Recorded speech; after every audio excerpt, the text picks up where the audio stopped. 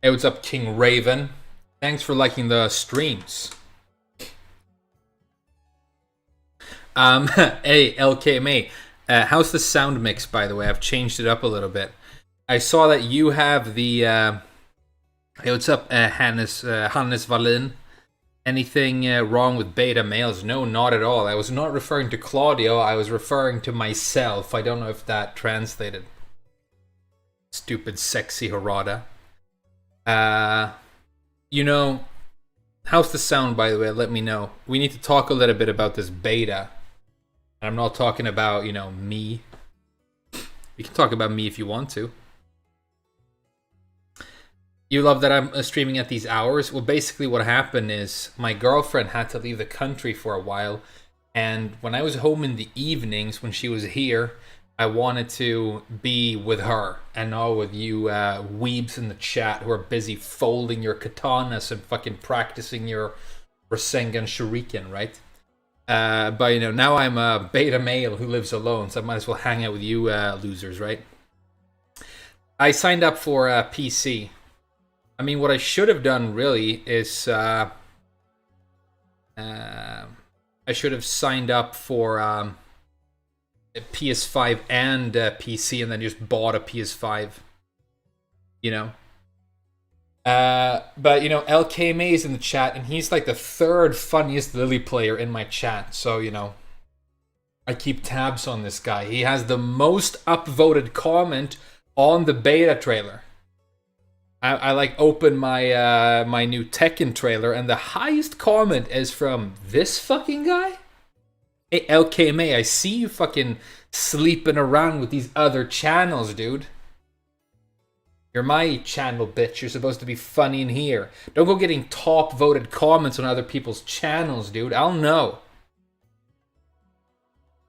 I'll find you, dude. Actually hunting demons? Yeah. Let's hunt demons. Speaking of, yeah, he's cheating on me, Raven Pines. Go look at the trailer right now for the Tekken beta. Look at the top comment. It's him going, "Yeah, I'm hype." That's it. He just said he was hype, and he got the top comment. When he's in here, he at least tries to be funny. What's funny about that? You're hype? Around here, we're contrarians, dude. We don't get hype. When everybody gets hype, we start marching in the other direction, dude. Boo! Stop enjoying things. That's how we hang, okay? We're going to talk about this character, right? We're going to talk about this character right now. This character had a trailer, and I want to talk about him. I'm actually not upset at all that he's in this new game. Let's have... I hate this default outfit for him. I think it's like one of the worst outfits in this game. But let's have the leopard skin one. Oh, did I... This is not practice mode. Okay, never mind. When I edit this for YouTube, we're going to pretend that me going into arcade mode accidentally didn't happen. Accidentally is redundant in that sentence. Round one. It's not you? Dude, it's totally you. Dude stole your PFP? Oh yeah, right. That's like this guy. This friend of mine, this is a true story. This friend of mine, okay, so he's going to bed. He's married, so, major fuck up. I told him not to do it, but he's married. And he goes to bed at night with his wife, which is nice. But she's like on her phone, giggling, looking at her phone. In bed, in the bedroom next to him, which is, if you're going to be like sneaky, at least try to be sneaky, right? So eventually... he checks her phone. I've never been in a relationship where I had to do that. I've never had my phone checked. I've never checked my girlfriend's phone. But he checked her phone. And she's messaging with this guy from work. Like all the time, late at night. And he's like, "This song makes me think about you," or whatever. So obviously, something's going on, right? And he's being cheated on. So he's like, "Hey, why are you messaging with this guy late at night?" And her excuse, no joke, is that I think messages from a guy at work, and she's replying late at night next to him in the bed, and then she said, "Oh, my phone was hacked."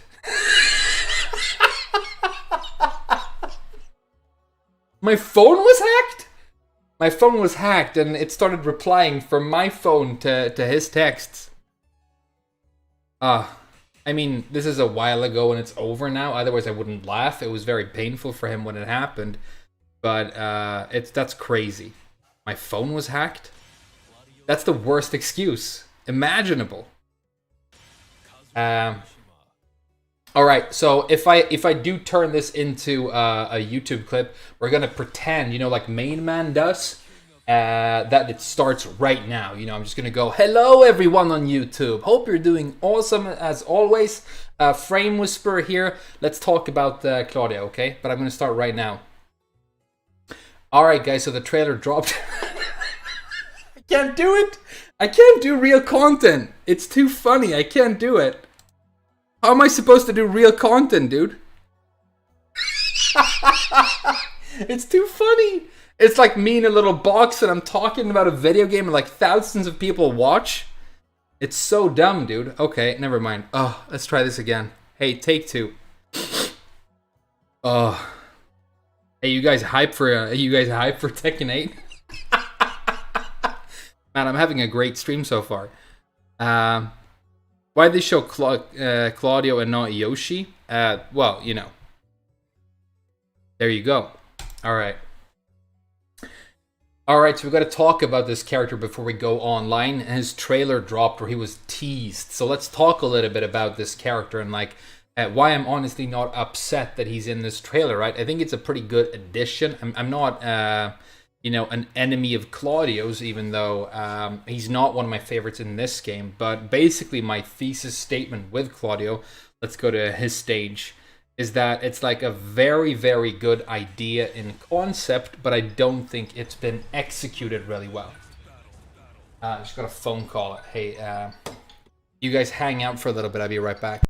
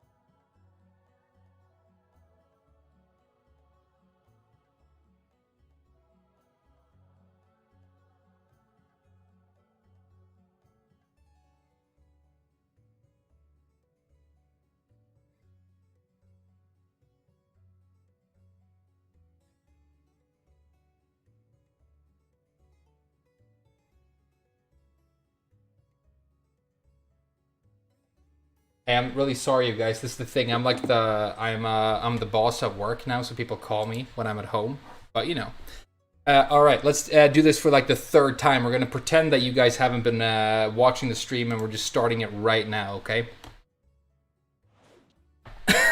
So I want to talk a bit about Claudio because we had a teaser for him in this closed beta test trailer or whatever. I think what we'll do is we'll talk about the closed beta test and what that is, and we'll talk about this character at the same time because then I can turn that into some sort of YouTube content, and you know, it might make sense. But okay, if you've missed it, unlikely, but we had a trailer where they talked, or they didn't talk, they just showed the fact that there is going to be a closed network test for Tekken 8, and it's at the end of July. And what that word closed means is what you really need to pay attention to. Basically means that you have to be picked to be allowed to be in the test. They're not going to let like everybody download a Tekken 8 client, jump in and play the game. You have to be hand-picked, or there's going to be a lottery. So obviously major content creators in the world of Tekken will be picked or have already been picked. I'm gonna message some of my friends who are like major and make content for Tekken later, but I'm sure they've already gotten their like beta keys or gotten confirmed that they will get beta keys, because obviously you want to do that if you know anything about how these games should be marketed. Now, I tend to be quite critical of what happens in the world of Tekken if I don't like it, if I feel like the new developments are, let's say, whenever the balance or quality of the competitive experience suffers as a consequence of wanting to make the game more commercially successful. That is something that I've talked about a lot on this channel. If you watch it, then you sort of know what I mean. And it kind of started with that infamous release of Leroy and everything that happened after that. Basically every character that came after him, right? So I'm not a likely candidate to get some sort of invite for this beta test, but I have applied for it. Luckily, you guys don't know my real name, and my email address is not associated with this channel necessarily, so they might just grant me a beta key, not knowing that they're granting it to me specifically, which is good. You know, I think it actually boosts my chances that they don't know that I am the person on this channel, right? But many of us are going to get picked. Some of us aren't. If you like to make YouTube videos, or you have like a small or medium-sized channel like me, it's going to be huge if you actually get access, because you can start looking at, frame data and move lists and all kinds of things. So that's going to be, gigantic. It's going to put some channels way ahead of others. But that's sort of like a real-world meta game that we don't have to talk about right now. I won't be butthurt if I don't get picked, because many of you guys won't get picked, and I'm kind of not expecting to. And whatever happens, we will play the game when it comes out, and I'm going to put so much energy into it that it won't matter that some people got 1 week head start or whatever. But it would be amazing, to be able to go in and because I don't think many people are going to touch Lars or Jack in that beta test. Basically, 50% are going to be playing Kazuya, and the other 50% are going to be playing Hwoarang and Kazuya, or Hwoarang and Jin. So, they ask you when you apply for the beta test what rank you have. They don't try and verify that at all. I was actually honest and said my current highest rank is TGP. They didn't ask me how many characters I had at TGP. They didn't ask me what characters I had at TGP, which I think would be an interesting question, because do you play these rare dumb characters that nobody else touches? That might be interesting. But you could, if you've never played Tekken before, you could just go to the application page right now, and you can just tell them that you have TGO and where you live, and they will just register that, and then you'll get an email if you get picked. And that's basically where we're at. You apply by platforms. You can apply as a PC boy or a PlayStation boy or an Xbox girl or whatever. But that's basically all the information you have to submit. Where do you live? What's your rank? And what platform are you on? And you can lie about all that shit. And it basically probably won't matter. But there you go.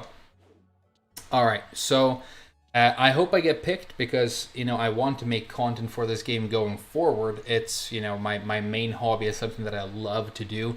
And I have plans on making content for Tekken 8 for, as long as that game's relevant to me personally, not even in the world or in the community, but to me personally. I've been making hundreds of videos about Tekken 7 since that came out. I made my first video when that came out for home console, and I want to do the same thing for Tekken 8. However, I do have this thing where I think that the development direction of Tekken 7, for all its merits, has been very sus, I think is the word the kids use these days, where I think the way the game is being marketed and sold has caused it to suffer from a competitive standpoint, right? So who knows, I think Namco have a history when it comes to the people they want to involve in content creation and commentary and official collaborations. They tend to pick, predictable mouthpieces of the Namco marketing machine who will say things like, "Oh, this new online feels just like offline," and then it turns out that isn't true, even almost. People who will utter sentences like, "Balancing is about sales," which is probably the most contemptful and just on a basic level wrong and sinful thing you can say in relation to fighting games. I mean, in the history and the totality of semantics, that is the opposite of what I think and feel when it comes to any video game that has any sort of multiplayer competitive component to it. But we'll see what happens. It's no secret that Tekken 8 is going to be, I mean, by a margin, probably the most good looking and like hype fighting game release maybe ever, but it's going to be like up there. And I love this franchise. I've given it entire chunks of my life. I've torn entire chunks of my flesh and soul throwing it at this game, and I'm very excited to play it. But I think it is very important that if the game at this early stage has problems, that we talk about them and that the community remains informed to as large an extent as possible, because that's how the game survives and becomes better and becomes enjoyable for everybody, not just the people who want to play these popular, overplayed, overpowered characters, and these certain people who won't say anything against Namco because they're afraid that they're going to lose some sort of privilege in terms of access. Whatever. Let's talk a little bit about Claudio, because a really cool thing that happened in the trailer for that beta test was that they teased this character. Now, Claudio was like a small part of the Tekken 7 story in a way, and I've made a video talking about the entire Tekken 7 story and why I don't think that it's well written at all. I think I called the video Tekken 7 has the worst story ever written. So if you want to look that up, then there you go. But that's basically, I go through the story and the story beats, and I talk about why I think it's not successful basically at all. And one of my main issues with the story of Tekken 7 is that character motivation. Am I registered? Yeah, I'm definitely registered, dude. And I mean, it would be amazing if I got access. So there you go. One of my main issues, or like the main issue with the Tekken 7 story, is that, I mean, if you talk to pretentious people who like to talk about movies and acting, they will use this word motivation when they're talking about characters. But it is a really important thing. Characters in a story should want something. There should be a reason for them to engage with others and the world of the game in the way that they do.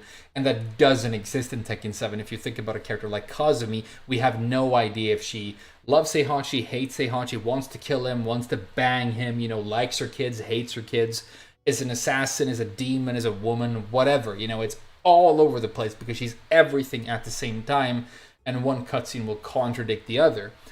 Claudio is another character where one cutscene completely contradicts the other, because he's set up in the main story as being a member of an order of basically warrior monks from Italy, the Order of Sirius, and they are like, I guess, witch hunters or demon hunters, and they have magic, blue magic, blue like stuff that they use to like fight demons in ancient times, right? So it sounds really cool. And then he is recruited by Heihachi because he wants Claudio to help him fight Kazuya. The reason he wants Claudio to help him is not that, he's part of an order that specializes in fighting devils, that he has some sort of magic relic or some sort of power. He basically wants to use Claudio's social media accounts to spread... he wants to try and cancel Kazuya on TikTok, basically. This is the actual story of Tekken 7, by the way. He wants to cancel Kazuya on TikTok, and when nobody supports Kazuya on social media anymore, that will help him win this global and extremely brutal war where these global corporations that have weapon systems and private armies and have conquered the entire world, basically. I mean, it matters whether or not they have public support on Facebook, I guess. So that's like one mistake I think they make in the writing of Claudio. But then Claudio becomes a little bit disillusioned. We're told that he is not nearly as powerful as his ancient ancestors who used to fight demons in the past. And one of his ancestors in this order actually fought Elisa, who's this vampire demon from the past, and managed to imprison her, which is why she's sort of sealed in the basement of Lily's house or whatever. So I think you could have made a cool character here where, okay, he has these magical powers, he's this inheritor of a warrior legacy, but he's not as good as people used to be. He doesn't know if he can like defeat the demon, but Heihachi's like, we need your power or some sort of relic that you have access to or some sort of knowledge that you have access to be able to defeat Kazuya, because he's basically a devil monster demon and he's evil, right? Heihachi is also evil, but he doesn't tell Claudio that. And then he becomes part of Team Heihachi for the remainder of the story, right? Doesn't really work out that way because it's not written very well. But then we also have in the game these story character chapters or whatever, where we talk about or we see characters like have an interaction with one other character briefly. It's like the replacement for arcade mode endings, and it's, you know, they're not very good and people don't like them for good reason. They're just not very good at all. But the one with Claudio, he interacts with Xiaoyu, and she's like, yeah, we gotta save Jin. We gotta like help Jin because I'm in love with Jin, and even though he's a demon and has this blood from Kazuya, he's actually a good guy, so we gotta go find Jin. And Claudio's like, yeah, let's do it. But then he does like, what's the name of the bad guy from Inspector Gadget, Dr. Claw or whatever, you know, little does she know that I'm actually like an evil guy, and he like laughs to himself because he wants to like kill or defeat Jin because he doesn't like demons. So he goes from being this like, you know, doubtful like monk who has magical powers and wants to help to being like this devious guy who's like tricking Xiaoyu and wants to like kill Jin and stuff. It really doesn't make sense at all, and that happens with like almost every character in this story, and that's why I think it's a little bit funny or like or maybe sad that people like want to play these games for the story, because I mean, I respect you if that's the way you want to interact with this game, but the story just isn't there. It isn't, in my opinion, right? That's sad about Claudio, but the idea of like an Italian monk witch hunter wizard dude is like a really, really cool idea for like a character, and it makes me think about that kind of shitty but cool Van Helsing movie with Wolverine, where he's got like a leather coat and a hat, and he's got all these like mechanical weapons, and he turns into a werewolf and he looks really cool. Instead they made Claudio, who like, you know, has a weird stance. I mean, you can, you know, be all like graceful and stuff and it can be cool. I don't think it works really in execution. And then his main game mechanic, that is like his unique thing, the starburst thing, is also a really cool thing in concept, but doesn't really work in execution. I'm going to look at the chat now because you need to interact with your viewers if you want to be successful as a YouTuber. So you have to say things like, shout outs to you guys, rip grandma, you're dead, it's okay. And what are you guys saying in the chat? Claudio is a JoJo reference. Yeah, there are a lot of JoJo references. I haven't met anybody who actually watched the show or likes it, but it's referenced a lot.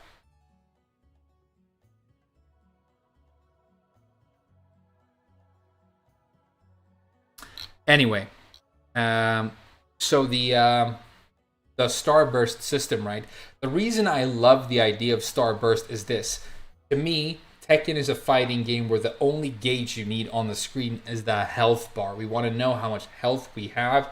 We don't want to have meters really, or all this other like filigree. I mean, some fighting games have 3 different bars with resources that you can spend and stuff that you can fill up. But Tekken is like pure in the sense that you have the character models and you need to pay attention to them in order to be successful.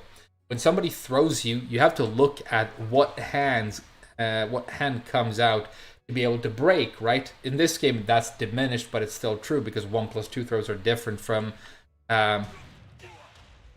generic throws, right? You need to look at character models and pay attention. So what they did with Claudio is they wanted to give him like a mechanic that he could power up, and Starburst is attached to his hand. It's visible and it's glowing blue, meaning that you don't have to look at anything else on the screen to know that he has access to Starburst. So like a power-up thing, something similar to a meter burn that you can do that is integrated with the actual character model, is something very, very like Tekken. And I actually love that. I think it's a great way of doing it, as opposed to the 2D characters that have meter in this game. That's something that I would prefer didn't exist. However, the Starburst spending moves that Claudio has, in my opinion, are not fantastic. Because, okay, so we have, for example, Ford 1+2, which is a very, very powerful whiff punisher for massive damage. It's mid, and I guess that's fine. But he also has stuff like low launcher, like a snake edge. Now, you can react to the first hit and block the second. I'm not calling it overpowered or anything, but it's like one of those annoying things that you have to keep track of. It's like an annoying thing to have to like worry about that your opponent has when you're playing the video game. When somebody has access to like a low launcher that they can do, it's like, okay, I'm either gonna get this right or wrong, but I don't know, it's uncomfortable. It's not my favorite thing they've done, and I would have preferred the Starburst integration with this move list to be a little bit more interesting. You know, there are other characters in this game, like when they have rage, you need to make sure that you worry about this, because the game changes a little bit, you know, and the things that they can do change a little bit. But the fact that there's a low launcher there, I'm not a huge fan of. I also think that Claudio accesses Starburst a little bit too easily. I think he gets it off of like almost every move he wants to hit with. Another thing that happens with him is that you end combos with moves that will give you more Starburst, which means that if you knock the opponent down once, you tend to then have it. Like, I don't think this is the video to go into deep detail on why I think Starburst is a little bit of a stumble in terms of design, but I think in concept it's a great idea. In implementation, it's not perfect, but it's the exact same thing with this character in general. Like a witch hunter who like hunts demons and has like a long leather coat and speaks Italian is a really cool idea, but making him some sort of anime boy with like a blue arm. How many anime characters have like a cursed arm? There's nothing in the game that says that Claudio has like a cursed arm and that that power is growing or whatever. But he's still like, oh no, my arm, my magical arm. And then we have another character in the same game, Zafina, and her like character development is that she has like a magical arm that she can't control. Oh no, it's the power of my arm. In anime, you have people who have like powerful magical cursed arms and people who have powerful magical cursed eyes. Claudio has both. He actually has like different eye color on one side when he has Starburst. His eyes go like white. It's an anime trope, and I think it's like derivative and boring, but it's a great idea. And we have a couple of characters like that in 7. Lucky Chloe is in concept one of the most fascinating Tekken characters of all time. A music-based character who has rhythm-based just frames to enhance the power of her moves. That is like, it's a genius idea. And if Chloe showed up and she was actually dancing in a way that was kind of cool on the screen, and she was wearing headphones, and even though music is playing on the stage, you could hear a faint beat from her headphones and the music that she's listening to. And then you had to constantly worry about timing all of your moves according to rhythm to make them more powerful. That is like, I mean, it's very Tekken. It would make the character extremely advanced. It's just so cool all over. And then they make her this like pink, embarrassing cat girl piece of shit that nobody likes or gives a fuck about, and it stumbles again. But that's why it's cool that Claudio is in Tekken 8 and that Chloe may or may not be in Tekken 8, because it's another opportunity to attempt to implement the great ideas behind that design, because the concept is there. I don't think the implementation is. And if you think I'm being unfair and you love and main these characters or whatever, fact of the matter is that these characters haven't really found their audience and haven't been very popular. Now, people don't want to play them. People don't want to hang out and maybe touch the genitals of people who play them, right? So I think I'm probably speaking for, if not everybody, but a lot of people when I say this. Another thing I will say about Claudio before we wrap this up is that he is, in my opinion, one of the two most underrated characters in terms of character power in all of Tekken 7. I've said for a while now that I think Claudio is a top tier character in this game, and Lily is a top tier character in this game for very different reasons. Lily has the best sidestep, can do all kinds of magic with that. With Claudio, it's a different thing. Claudio specializes in wall splatting in a way you wouldn't believe. He's very safe. He has a bunch of good homing moves and mids, and he has a lot of built-in backswing on his moves that allow him to basically attack from complete safety while not really opening up the opportunity for the opponent to not only can they not punish, they don't really even get to take a turn, because if they block this and I swing back and they jab, boom, hop kick, or I do some other sort of wall splatting move, right? He's very, very good at bullying an opponent into the corner and then just really hurting them when they're there. And this running too, while it is a high, the fact that it does 40 damage, which it would be a very, very good move if it did 20, right? Gives you the starburst, the fact that you can like get starburst with it and then continue ending combos with starburst. With this move and just keep it going is huge. The fact that it's one of the few good new tactics makes it huge. But his homing properties are good in general. I mean, it's not a perfect character by any stretch of the imagination, but I think he is at least underexplored and underrated. And there's a lot to develop still with Claudio. And it's just going to take... Remember when people, like, for the longest time didn't know about Akuma, and then some Pakistani guys figured out that he's broken, and then everybody knew? And then for the longest time, I mean, the last few years, people didn't know... People didn't think that Feng had good damage or was a very good character, but then, like, one guy brings him to tournament and spanks the entire universe with him, and now online is a sea of influenced Feng people who picked him up last week because they want to win for free with broken frame data. I think that moment, it may not come for Claudio, but the potential for it to come is there. He's very, very good, but for kind of interesting reasons. I don't hate this design, like I say. I just think it like it just hasn't quite hit the mark, you know. They've thrown a dart and it's on the board, but somewhere down in the corner. Or I don't know, maybe you actually get good points for hitting the lower corner on a dartboard. I've never played darts. But, you know, it's not a bullseye is my point. But, I mean, the one image we saw of him and his blue magic in the new game looked pretty cool. And I hope it's like, okay, maybe we'll get like a really cool character now. He's easy to play and understand in this game. There's like no real execution to worry about. And like I said, in concept, some really cool stuff. So I'm super down with this, but like we want a new take on this very, very good concept.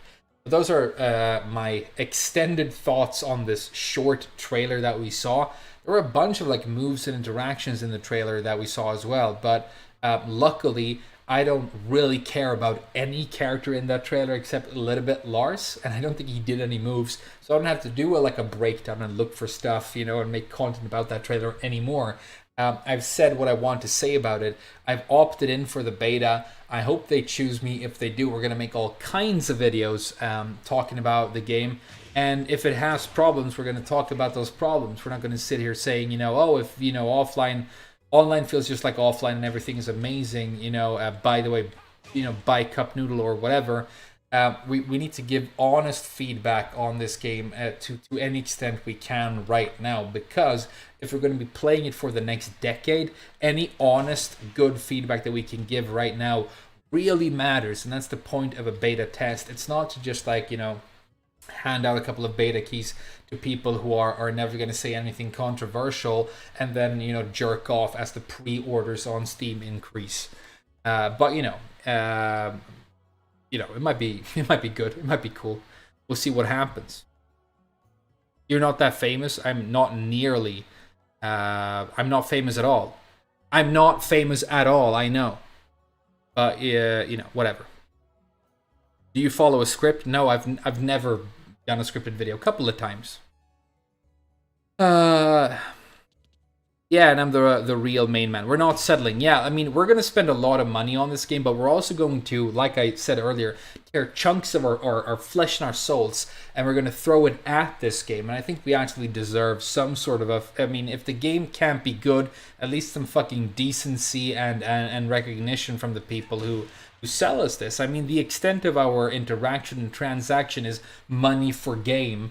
But I mean, it's going to be a service-based game. We're going to have DLC. The online mode has to work really fucking well because it's the only game mode almost that matters. I know some people will go into customization mode and take off Lily's shoes, jerk off a little bit, go online, play one match, lose, come back to customization mode, put on, you know, some sort of other bikini, and they've got value for money because that's how they want to play. And I don't shame that. I think it's sick. If that's what you want to do, I think it's sick. But the fact of the matter is, 99.9% of all matches of Tekken 8 that will ever be played will be played in the online mode. And I don't want to listen to these people in like fucking California who have had access to arcades where fighting games have been played offline all the time go around and say that, you know, online is this piece of piss that we don't give a fuck about and it doesn't matter. Because I mean, it doesn't matter to you and that's fine, but for the game and the way it's being developed, that needs to be the main fucking focus because that's your consumer, okay? Lucky Johnny Paulmain, who's out there somewhere. You know, you don't know what country he lives in, but he wants to play this game and he wants to play Paul and he wants to go online and do Death Fist. And if that sucks, the fact that the game works when you're at an offline event with a tiny sliver of the Tekken playing population, you know, it's not an excuse. And it doesn't work like that, okay? Online matters literally more than anything else that has anything to do with this game. It's all about online. And I know Namco are going to make billions on the esports scene as well, and they want to prop up the offline scene. That's where they make a lot of their advertising money. They want to keep the Tekken World Tour going or whatever. But I mean, apart from that, it's all about online. It needs to be good. It needs to be really good. But the fact that we have like a network test, I guess, is a really good start. Yoshimitsu has to return. He will. My prediction for the next character was Yoshimitsu, but I think Claudio is a pretty cool choice as well. We're going to see Steve and Yoshimitsu. That's obvious. They might be the next two. Is there an event in the UK this year? Check that out. That's going to be the Steve reveal. There's going to be a Yoshimitsu reveal. And then maybe when we've gone through all these obvious choices, we'll get to the really interesting stuff. New original characters. Bob, Miguel, you know, the characters that, you know, have a little bit of musk to them, you know, the characters that have a little bit of fucking flavor. That's what I'm looking forward to, and it's going to be super sick. It's going to be super sick, and this game, you know, has the potential to be life-changingly awesome for those of us who really care. But I would caution all of you right now to remember the lessons we've learned throughout the long and rocky development of the game on the screen right now. Because whenever there was an opportunity to fuck the consumer in their little butthole during the lifespan of Tekken 7, Namco went in without lube. And it's I mean, I think you might be forgetting some of all the weird things that happened, but it's Leroy, it's Fakumlam, it's Kunimitsu, it's paid frame data, it's homing hell sweeps, it's, you know, all this stuff. There's a lot of it out there. You can go back and find more and more. Akuma implementation. 50 nerfs on arcade before he went to home console, and he's still one of the most game-breakingly overpowered characters in the history of 3D fighting games. And he's in there. You can just go and pick him right now. You know? I think we need to electric recovery, and that's still in the game, dude. That's still in the game. The electric wind Godfist still recovers way too fast, and that's just a buff that they got, and then they changed the hell sweep, whatever. So I would say, like, remember these things, and don't, I mean, people like to call me some sort of contrarian who just wants to piss on the game and be negative about it. It's not like that. It's the fact that I look at everybody who has a voice in the world of Tekken, and there's a lot of hype and a lot of positivity. But I think if we want the game to be good, considering we're going to spend, I mean, maybe the next 8 years on it, a bit of sobriety is very useful. And then I get like itchy and I just want to run in the other direction. Stop enjoying things. But you know what I mean. Yeah, tracking electric. It's a homing mid at this point. You can't crush it. You can't punish it. Electric Wind Godfist is a poorly designed, overpowered gimmick for people who are actually bad at the game. But don't worry, in Tekken 8 it takes no skill whatsoever because they just bound it to a button. You just activate heat and then you get free electrics for the rest of the match. But that's one thing. Maybe we need to go into this beta and find out. It's one of the first things I'm going to do. If I play a normal round of Tekken and I can get heat for 10 seconds, some rounds in Tekken 7 are not 10 seconds long, but I can sustain that by attacking and just making my opponent block, or like doing a combo. I think you're going to find out that if you activate heat and you don't spend it with your heat token, you're going to be able to sustain heat pretty much for the entire round, almost all the time. I think 10 seconds is too long. Does that mean that the Mishimas just have free electrics forever? Have they changed the frame data of the free electric as opposed to the normal one? We've heard that they might have done that. That's really interesting. But if it seems like a problematic thing, we have the chance to talk about it now. But, you know, not later. So there you go. Those are my thoughts on that trailer. I don't know how long I've been talking for, or, you know, how many points I actually managed to make. But, you know, whatever. I'm feeling good about it. It's like, you know, we're making content. We're reacting, you know, like real content, boys. Do you guys want to stop talking about this dumb character I don't give a shit about and go play some online? Let's do that. What I actually want to do is turn this off and play Diablo 4 because it's sick. But, you know. Let's continue the Elisa journey.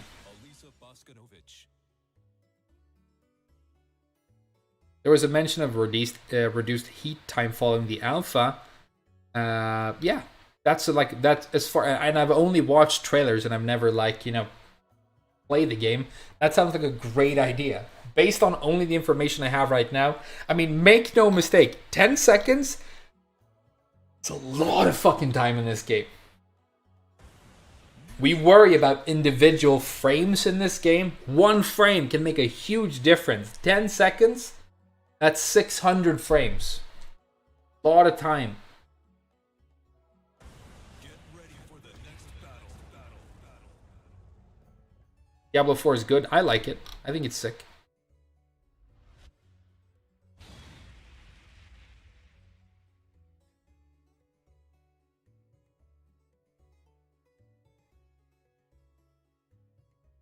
Let's play this Elisa boy.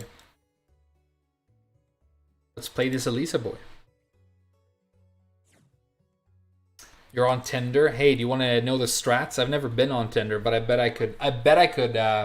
If there was a ranked mode, I'd be TGO.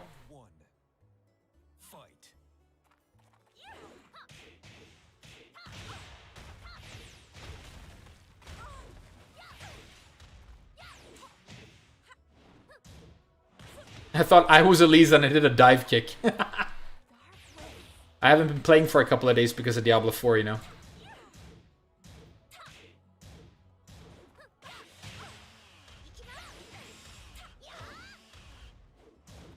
Oh, that was a launch punish. Nice.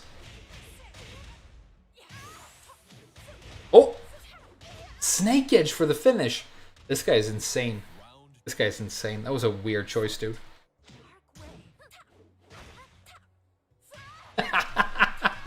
I feel like I'm playing Elisa, so all the wrong moves are coming out.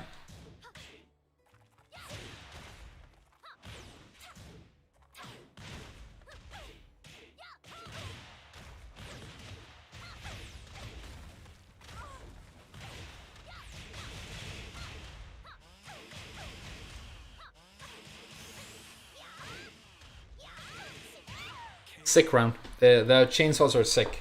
I like this character now. I like her.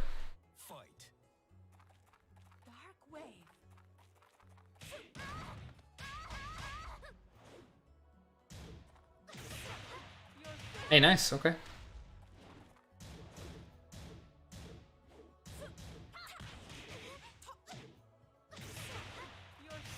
He's good at that. Snake Itch needs to go though, dude. If you want to play this game, you gotta stop doing the Snake Itch. Because it's a crutch for Low level bitches. I gotta break the throws though.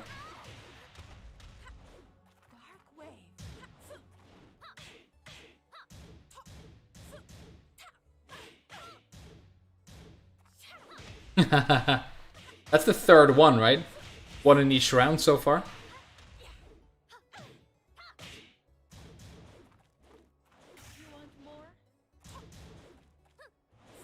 Nice, okay.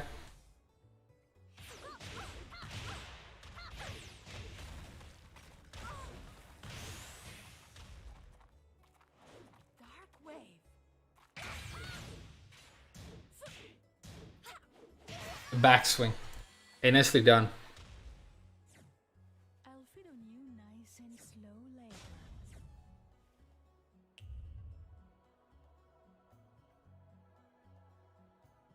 You thought I was maidenless? No, no, no, no. I get hella maidens, dude. Next Diablo stream? We could do one now, but since Tekken is on, I might just play some Tekken. I just gotta remember what character I'm playing, because I've tried to play Elisa for that whole thing. I have so many more matches with her.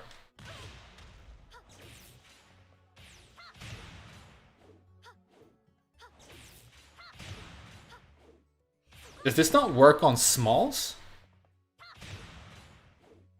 Doesn't work on smalls?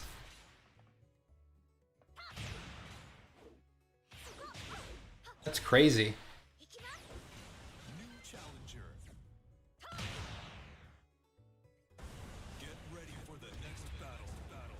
Teach you how to get maidens, dude. You gotta tell me the context and the situation, you know. Can't just give you the meta game to get all maidens right away. Gotta know. I mean, I gotta know, like, are you texting somebody? Are you out? Are you on like some sort of app? You gotta give me the situation. I'm like Kim Possible. What's the situation? Did it? Oh. 4-2 works? Yeah, it's a good move. 4-2 is a good move. I'm gonna use 4-2. I'm gonna transition into chainsaws with it. Like that.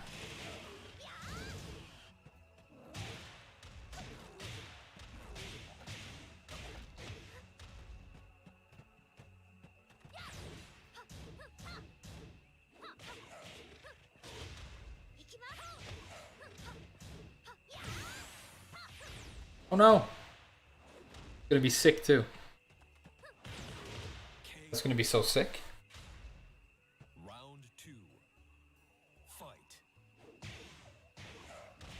It's laggy. I don't know if this combo's gonna work. Yeah, it's laggy.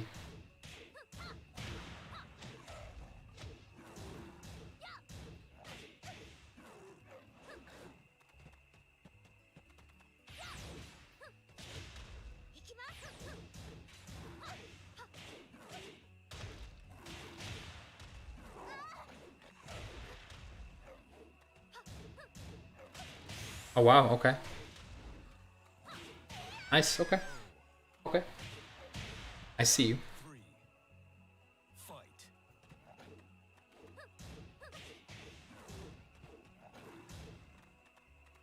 He's sidestepping a lot for like a Emperor. Can't believe I'm saying that. But people like don't start sidestepping it until after this rank these days. Because of rank inflation.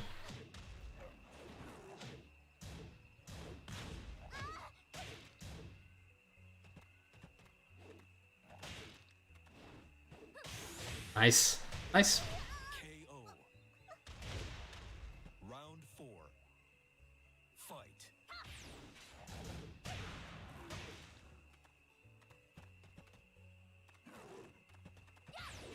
Good talk.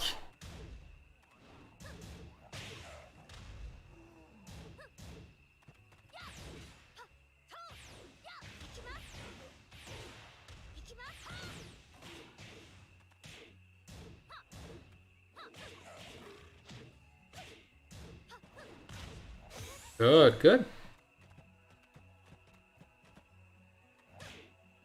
Ah! He got me. Man, I don't think I want to play this character today. I want to play a lot more Elisa. I'm going to get her to like higher ranks. But I have too few matches on her to just jump in like this right now. I gotta warm her up. That character that I have, like, you know, experience with. Play Bob. Oh man, I made a cool Bob customization. We should use it.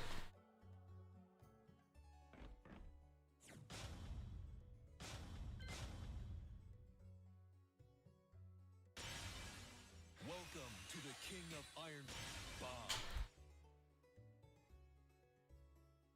When play Heihachi? Sorry, I don't think I will ever play Heihachi, dude. Is it Bob without his shoes on? He's got shoes on.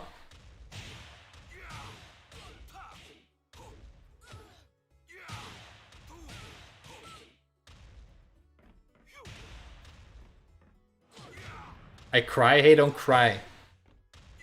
Bob is like Heihachi, but cool. He's like Mishima, but cool.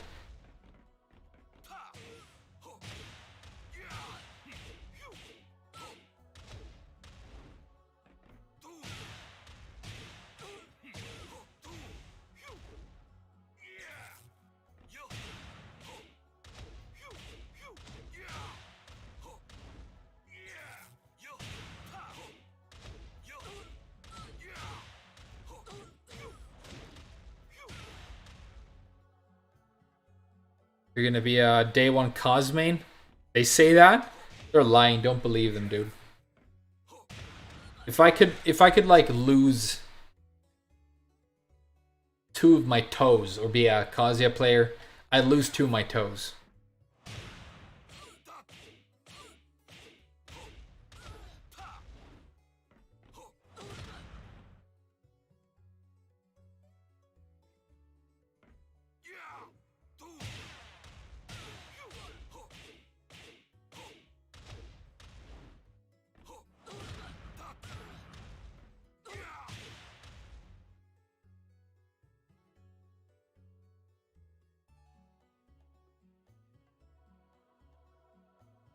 Damn, no matches?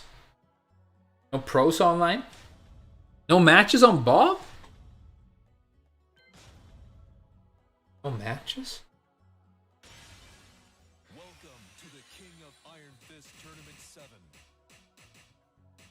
Maybe we can get some Gigas matches. Guess when we get Lars matches? Lars Alexanderson. He's trashy, but you know, that's fine.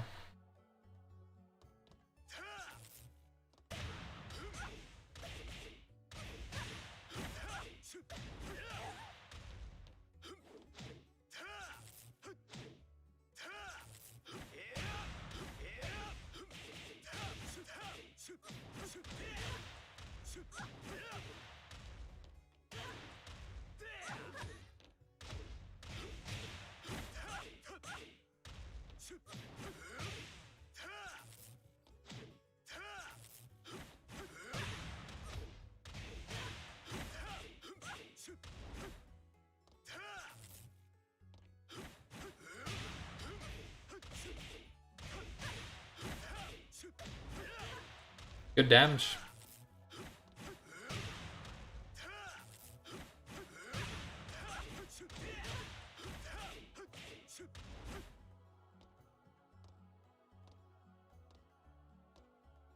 Eight frame data pisses you off? Yeah, it probably should. It probably should. Piss you off. How do you hide this heart thing? I don't know. I agree. It's in the way for me as well because I can't see the chat. It's annoying.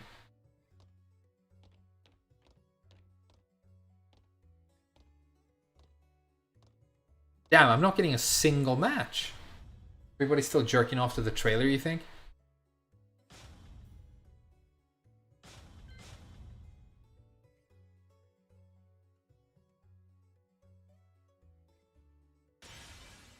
Welcome to the King of Iron Fist Tournament 7. Zafina.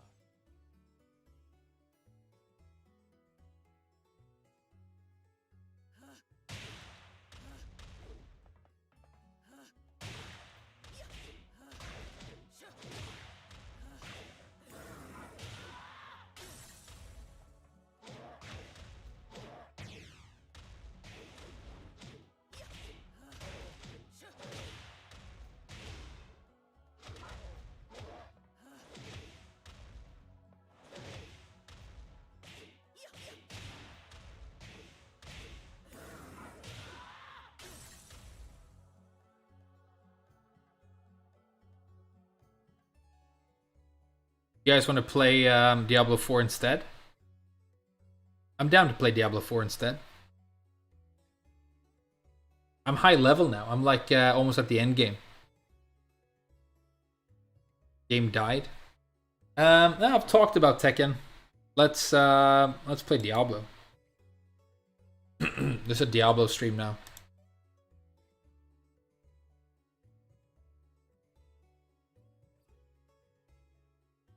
Play Chloe? Nah.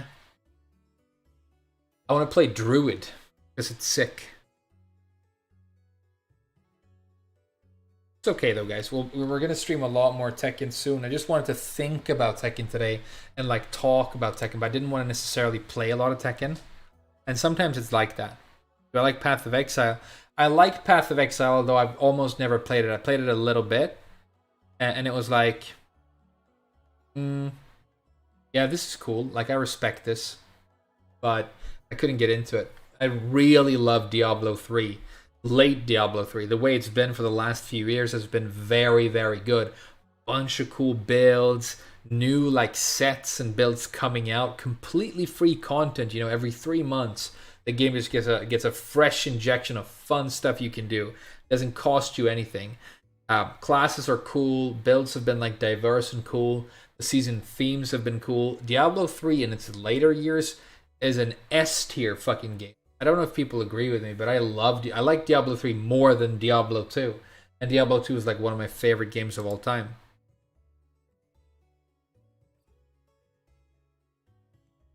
No, I've never played Immortal.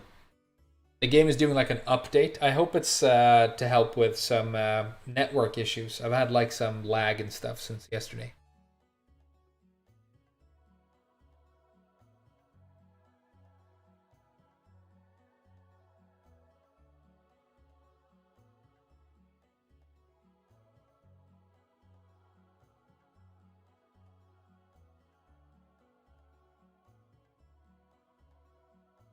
There we go. You can play it now.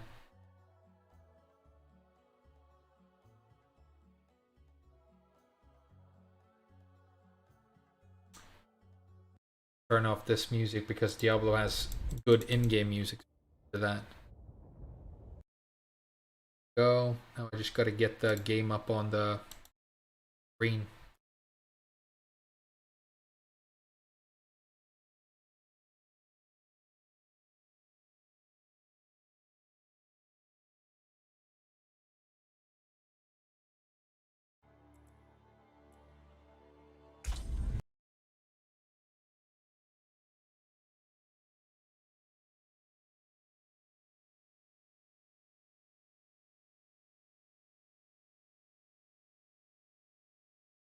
Remove Fatarina's shoes. Alright. You can take her shoes off. How's the sound mix now? Is Diablo loud? Or am I loud? Don't need the controller anymore because Diablo is played with a mouse and keyboard.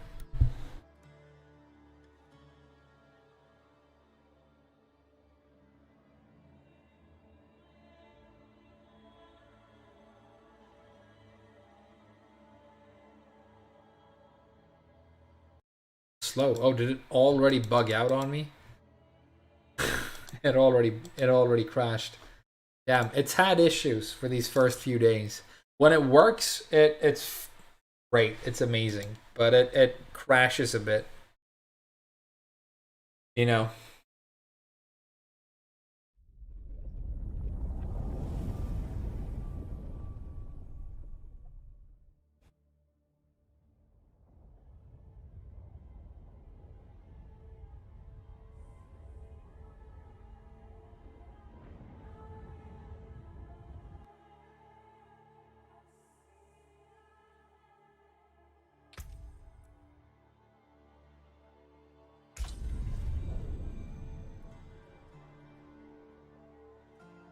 The graphics look worse. Like the resolution of my character was way down compared to yesterday.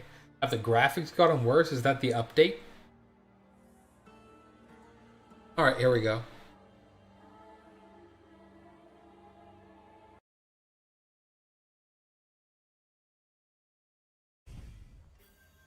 Alright, so where we left off, I was basically still doing the story. I've finished that.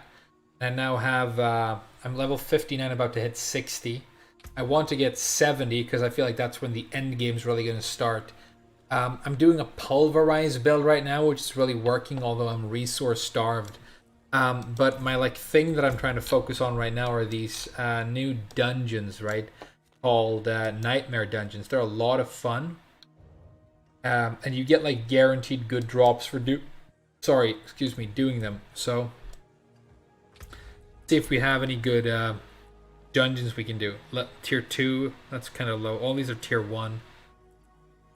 They're all tier 1, which is tier 9. That's good. Let's do a tier 9. These are mythic dungeons from World of Warcraft. Let's do this one. So now this dungeon is gonna have the same. It's gonna be the same dungeon as before, but with added challenges. Monsters can explode and lightning can strike, and it's gonna be a lot harder.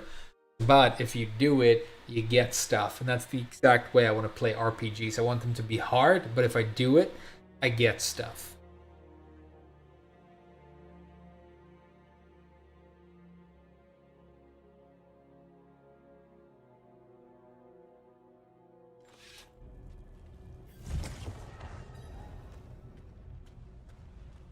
I have a horse now too, by the way.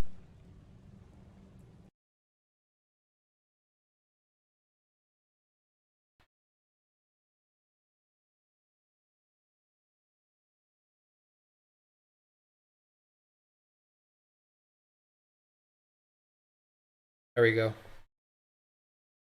Sorry, I moved my computer and didn't like that. Right.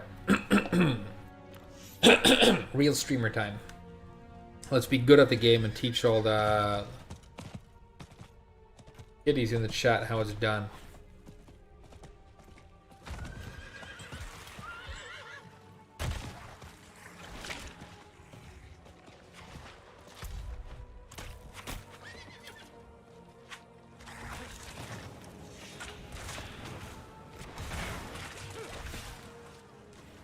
Check this out. Pretty sick skill. I turn into a bear and I blow everything up.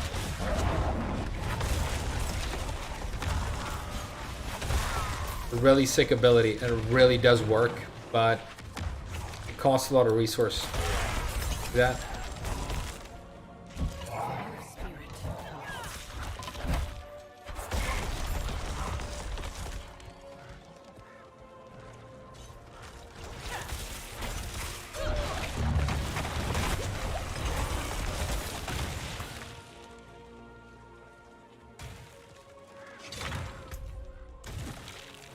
Alright, we found the Nightmare Dungeon.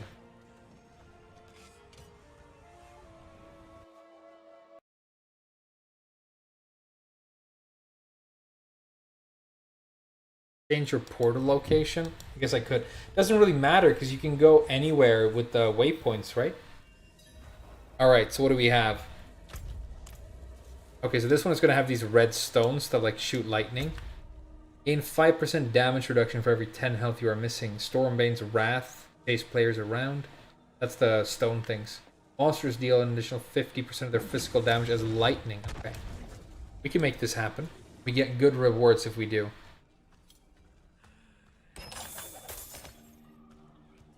Collect the pristine key from the small coffer.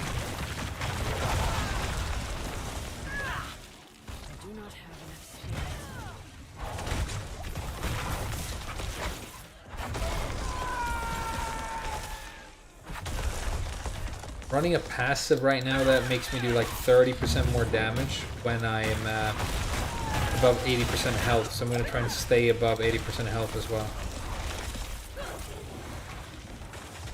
Yeah, we already found the key, that's good. Fast dungeon.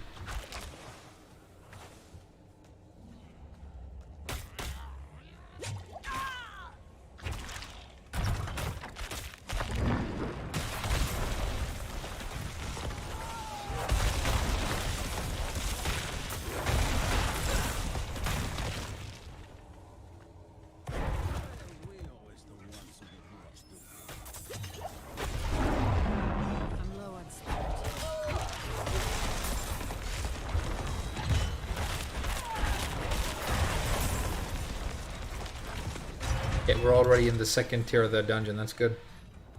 Fast.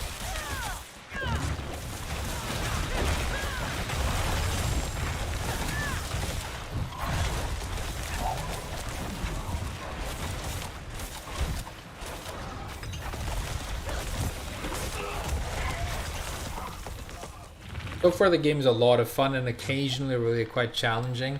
It's a little bit too easy though, which is why I'm excited to get to Torment, this world tier 4. It becomes available at level 70. So far for me, it's a little bit too easy. I know other people feel it's hard, but you know, I've been playing this franchise since I was 9 years old.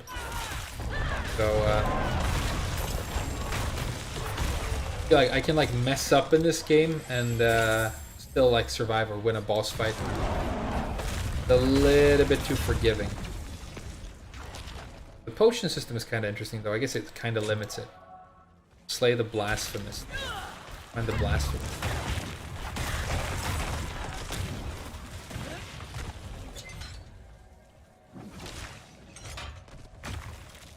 Here's one.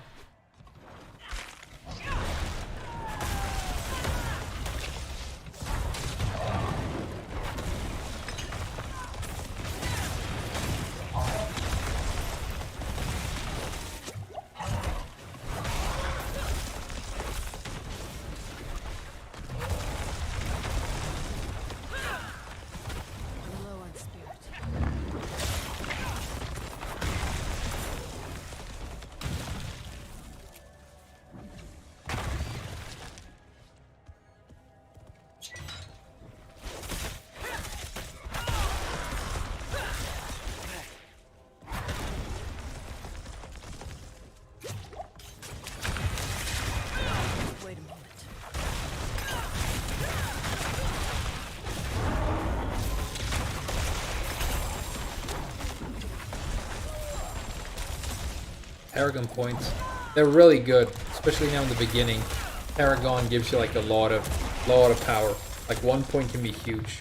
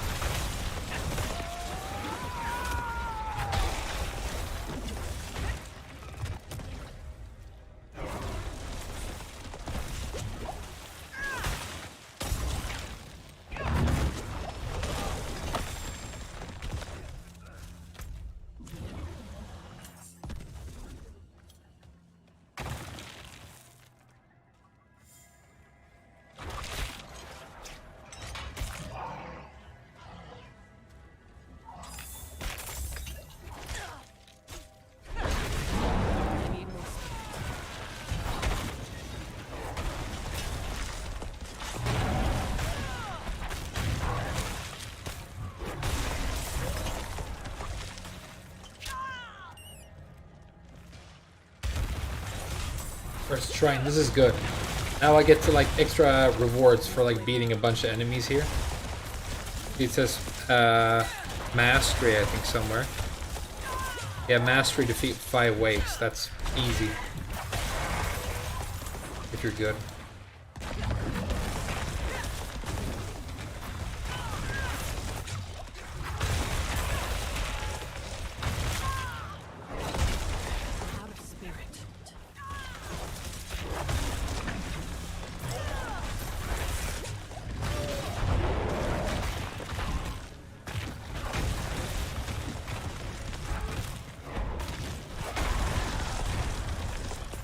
I'm not gonna make it after I said it was easy. I usually make it, but I guess I was interrupted by those extra mobs right there. That's fine though.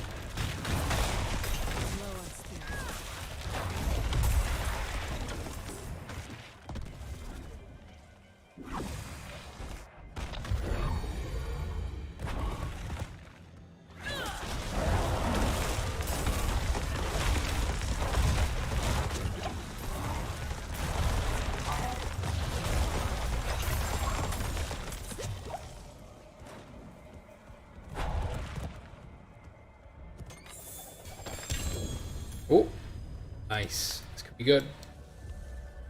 This could be big. I'm looking for one specific like legendary affix. It's the only one I haven't found yet for Druid. But it will enable a completely new build for me. It's gonna be super cool.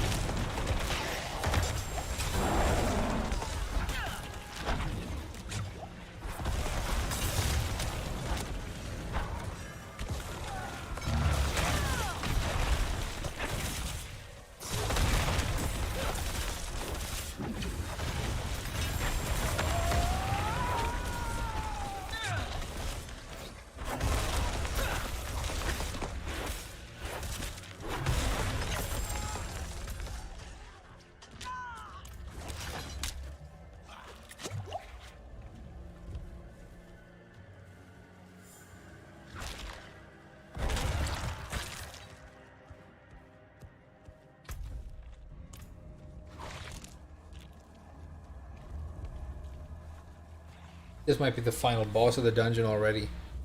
Yeah, Boom Lord. Out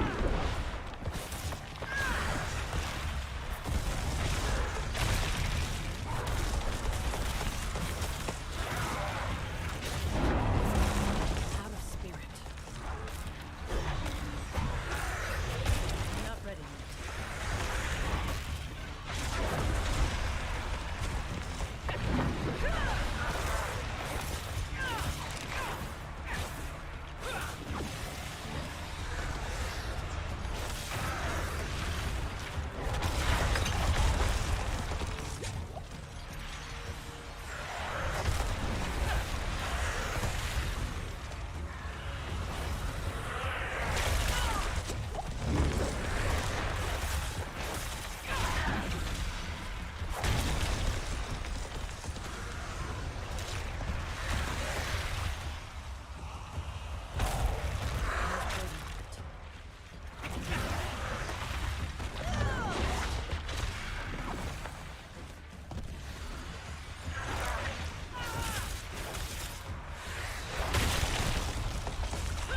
I need more spirit.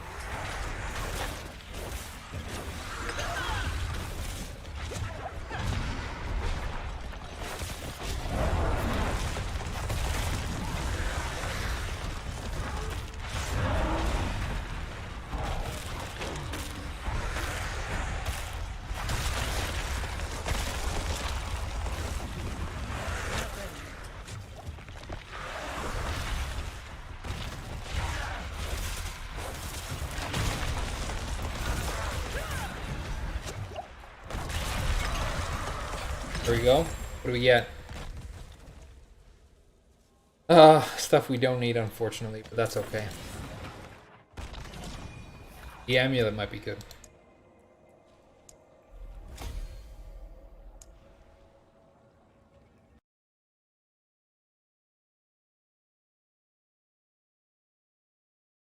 Puma's got him buffs. Hey, totally. Oh, portrait location. Hey, that's a really good point. I should do that. Really do that. Let's. Thanks, forgot about that.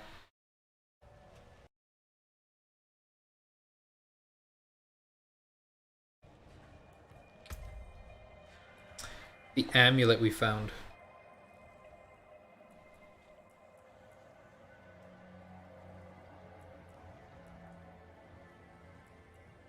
Here it is. While Hurricane is active, get 3 ranks to your shape-shifting skills. I mean, it's really good, but I don't think it's used on... It's going to be perfect for the werewolf build that I want to run. It gives envenom. I don't know if that's good. Armor and werebear.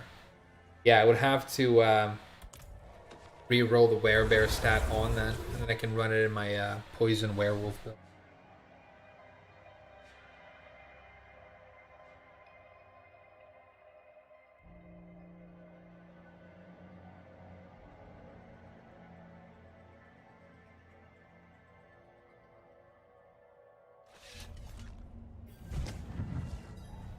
Put that in the stash. What do we pick up? Tier 1, tier 9. It's another tier 9. Do it. I keep doing this. I think they're fun and they're challenging reasonably. Now, I haven't been in this area at all. closest like thing. This is gonna be the fastest. This one's really annoying. You have to like get out of the city.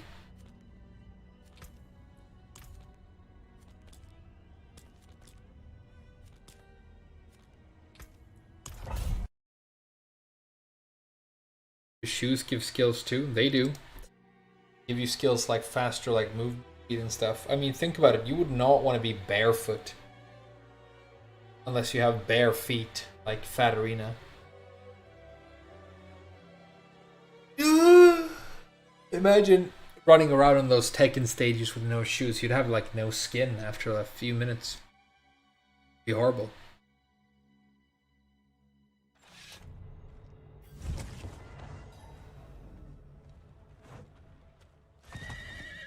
I cannot do that here.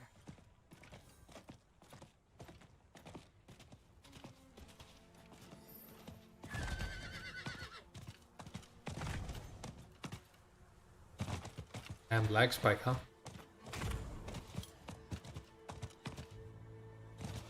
It's really laggy on the horse sometimes.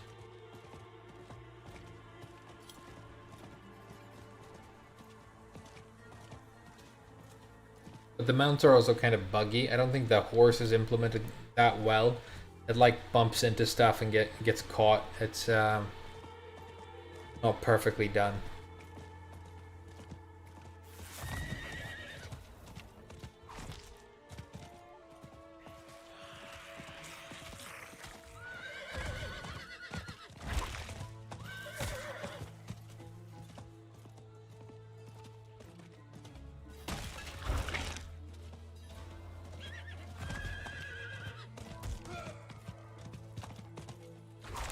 See?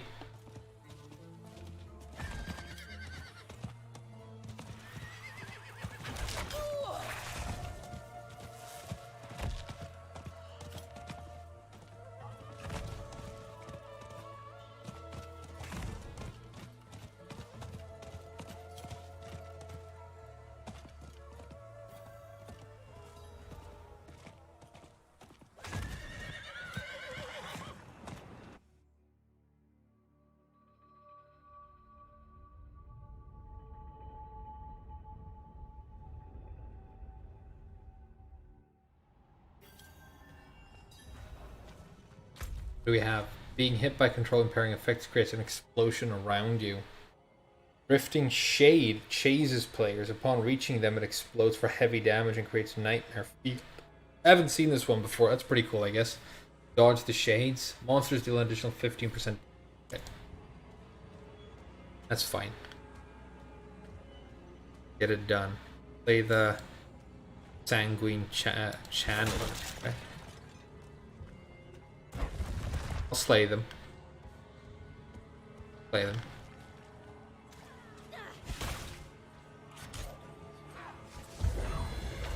I'm not ready yet. I need more spirit.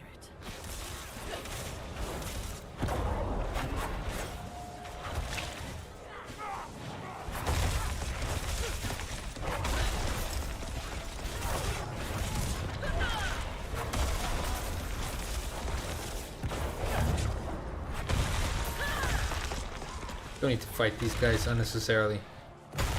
Kind of trying to finish the dungeon now. Okay, here's one. Here's one of the objective guys, right?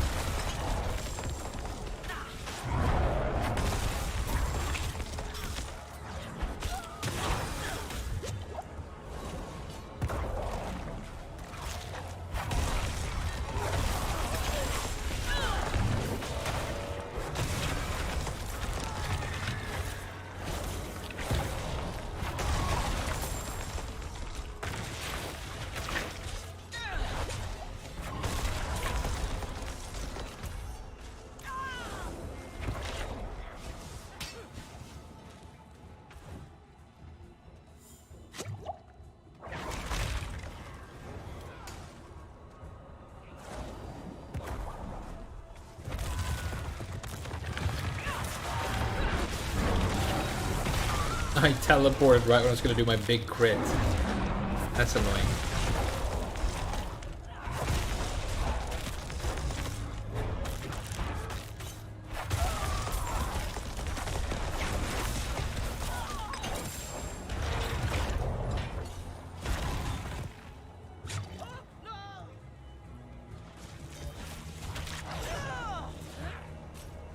Search the villagers for the laboratory key. That's cool. There's a laboratory. I actually died.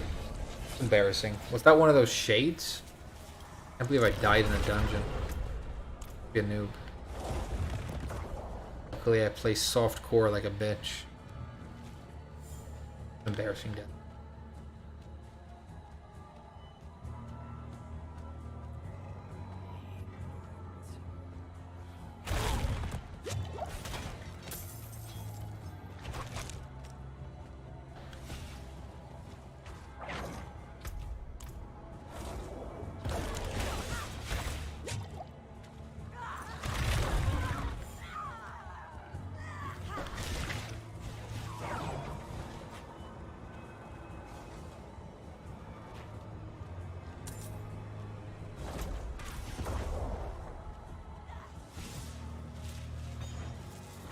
I haven't seen any of these shades. Oh, is that one of those shades?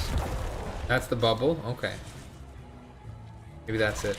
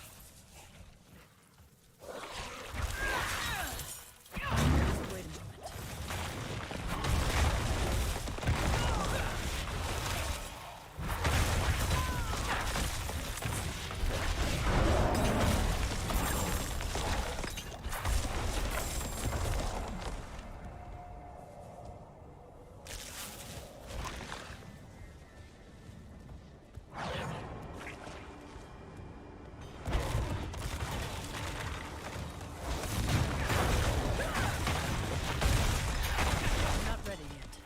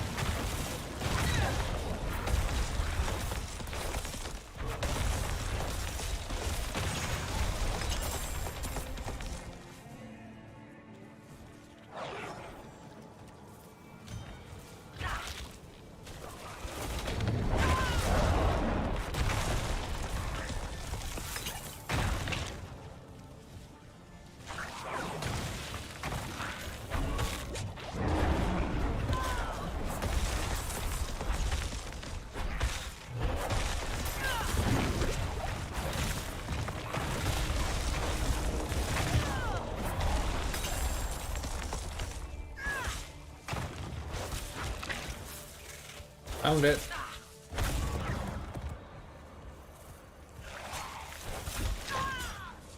Just wait a minute.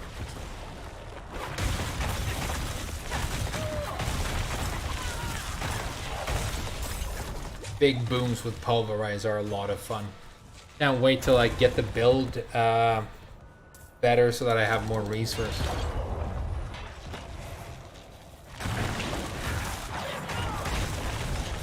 That one shot that whole wave because I overpowered again.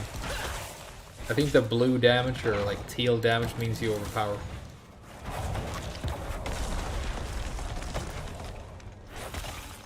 I'm not ready yet.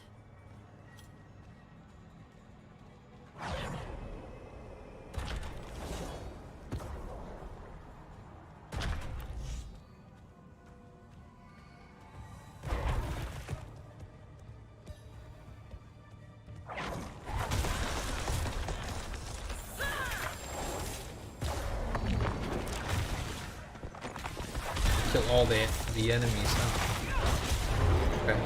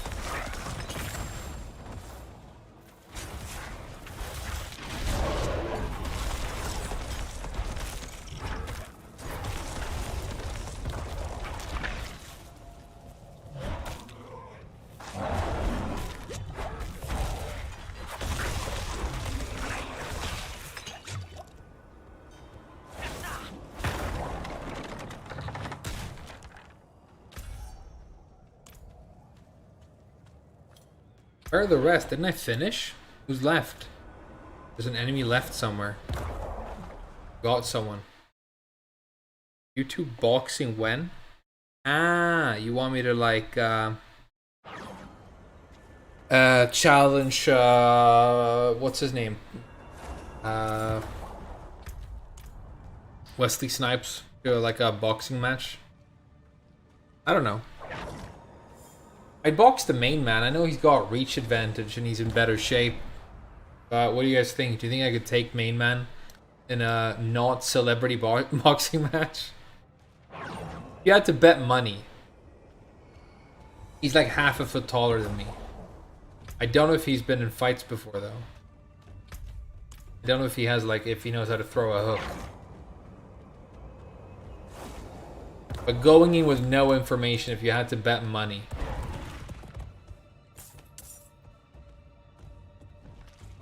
Who are you going with? Here we go. Enemies. I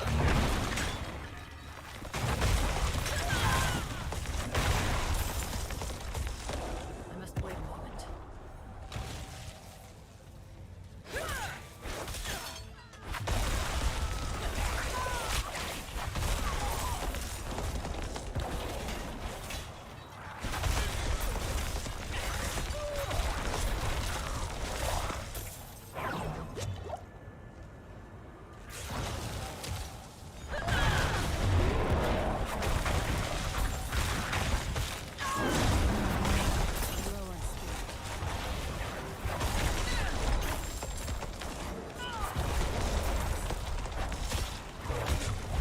Not ready yet.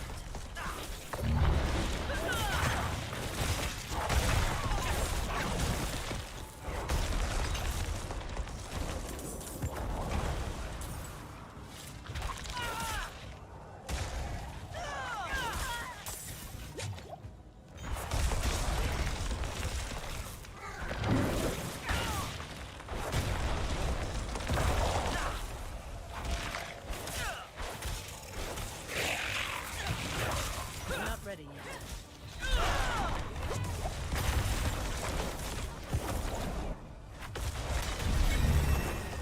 That's it? I didn't even kill the boss and I already beat the dungeon. Hey LKMA, look, I got 2 new pairs of shoes. This is the shoe content you've been waiting for. No need to go comment on other channels, dude. What shoes did I get? The exact same legendary power that I got on that last thing. Damn.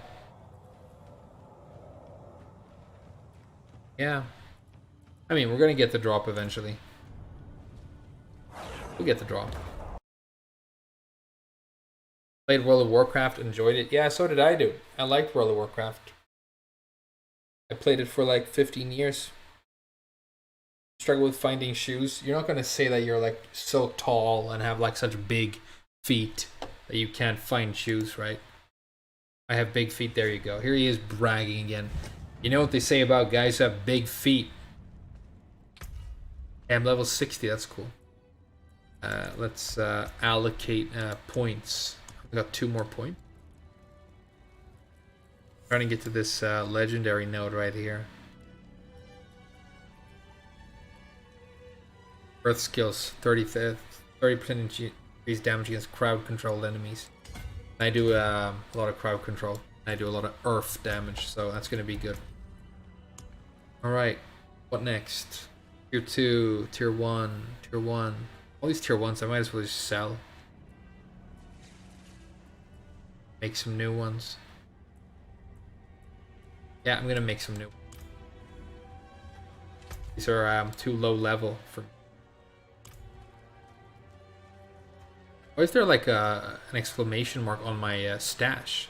Did I get anything in my stash? I think it might be that it like gave me stuff like the postmaster in Warcraft. I like forgot something. Traveling merchant's snack. That.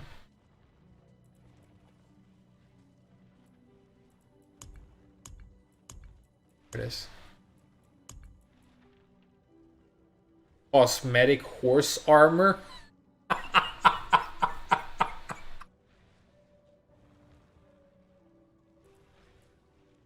Cosmetic horse armor?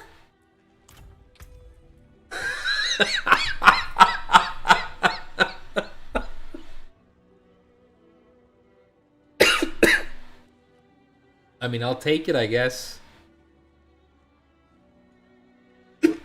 Sorry. That was so funny. I got hiccups. Don't make me laugh while I have hiccups, okay?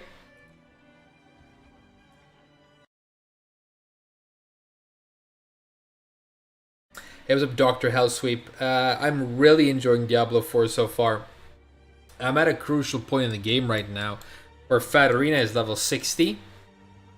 So not much is going to happen in terms of like the gameplay changing until I get to like 70. Because then I can go up in world tier and get the really cool uniques and stuff. So now it's going to be grindy for a while. It's grindier than Tekken 3, but it's less grindy than Diablo 2, maybe. You can actually hit max level in this. It just takes a really long time. It's not like D3 where you can just get max level without looking. Sell all this. Just get money. Get money. And then, yeah, we need to go to the occultist. There's no occultist. Oh, there we go. There's one. But I'm really looking forward to these nightmare dungeons getting really hard. I feel like the game is like fantastic, but it feels like the start of something that could be amazing. I feel like they need to add some stuff to it. It needs some more stuff. The character classes and like skills are really good. Build complexity is going to emerge if we just add more items. I think you need more items and more builds. Then I'd like at least one more, maybe two more areas to make the world feel a little bit more varied. There's a lot of desert right now. But it's just a really cool game. That's oh, you can salvage sigils, huh? Turns them into sigil powder. Okay, I didn't know that. I should have salvaged those sigils. Damn. Hey, but let's make Sacred Sigil, tier 6 to 10, 11 to 15. So, I think the rift you build ends up being, what, 55 levels above the level of the sigil, right? Or is it 50? I think I do want to do a couple of these 6 to 10. Make 5 of these. Oh, I have a lot of this dust. That's good. What did I get? Tier 10, that's good. Tier 9, that's good. Tier 7, yeah. Tier 7. Made 5, right? There should be one more. Tier 9 there. The rest of this I can just get rid of. Turn into good sigils, right? Boom. Let's do another one. Find that thing I'm looking for. Those me.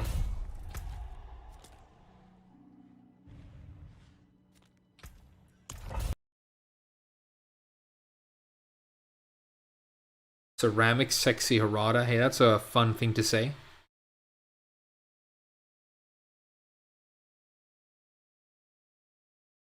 First time you've ever seen Diablo gameplay. Diablo gameplay is sick, dude. It's my favorite game franchise of all time.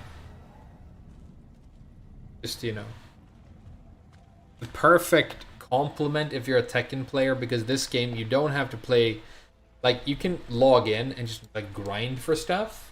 You'll like improve your character and get things, but you don't necessarily have to be like focused and go into competitive mode because you're not playing matches. And then when you want to push and you want to boom and be really good, then you can focus up, but you don't waste the time you spend like grinding and looking at stuff. And like when you get a sick drop in this game, I've only found a couple of uniques so far. It feels great. I found one really cool unique that I want to use, so that's the build I want to do. It's an armor that permanently turns me into a werewolf. Because you can shapeshift into like a werebear or a werewolf in this game if you're a druid, but that armor turns me into a permanent werewolf. And then there's another one that will turn my pets into werewolves. So it'll be like me and 3 werewolves running around biting people. And it's a poison build. I think it's going to be a poison build. I'm guessing it runs rabies. on the companions. That seems to be the intent. Could be really cool. I think there's a lightning wolf build as well.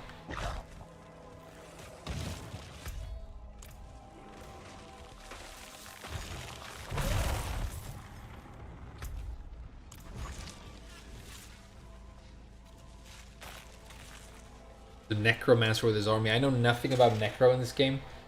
Played a lot of Diablo 2 necro and some Diablo 3 necro, but in Diablo 3 I was more about the witch doctor. They're very similar conceptually. I think the witch doctor is more fun, but the necro is more like Diablo-ish. It's got more of the lore. Necromancers have like deep lore in this game. They're like the iconic Diablo class at this point, along with maybe Barb.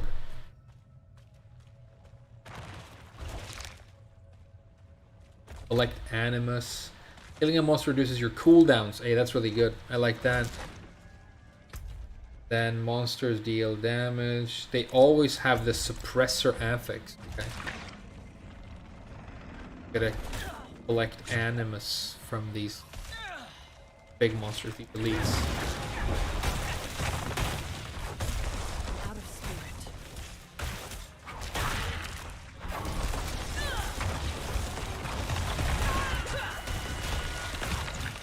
Not ready yet. Wow, this is like hard now.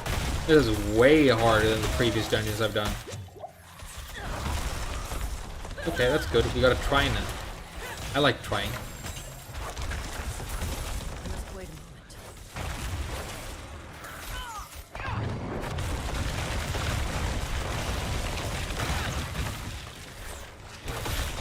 Okay, we got one of the elites. Gotta pick up his purple balls. The one over here.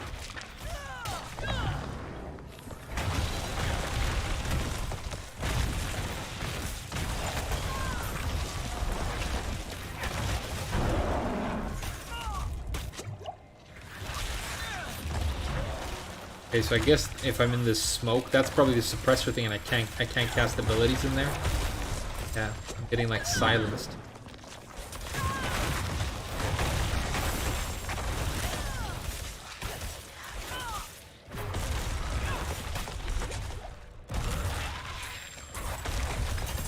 There we go.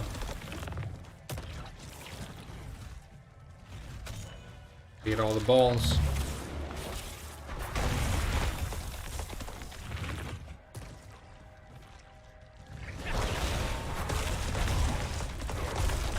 I must wait a moment.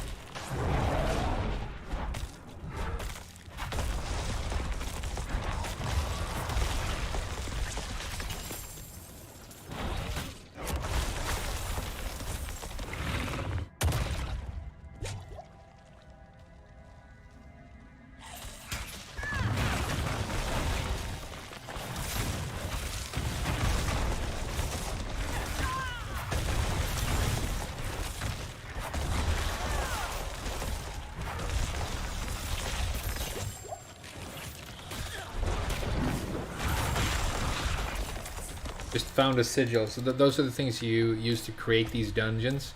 Just found one, which means that if it's good, yeah, tier 10, then I don't have to make as many, so that's good.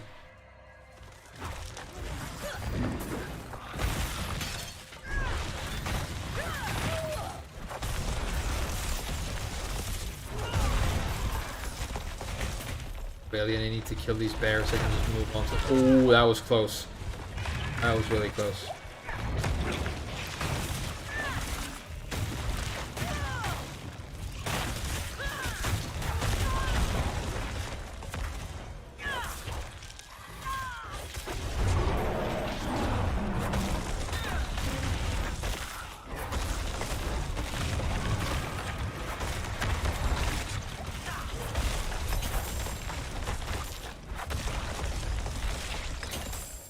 Couldn't have stood there and eat in the explosion. That was amateur. Okay, got all the jizz. Can move on now, that's good. Didn't miss anything.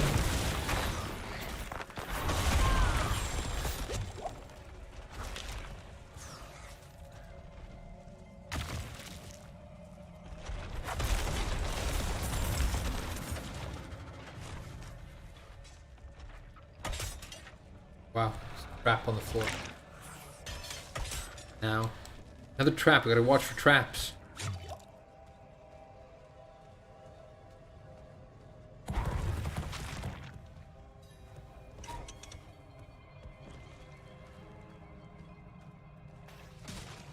Activate the rune stones. There's 2 rune stones we gotta activate.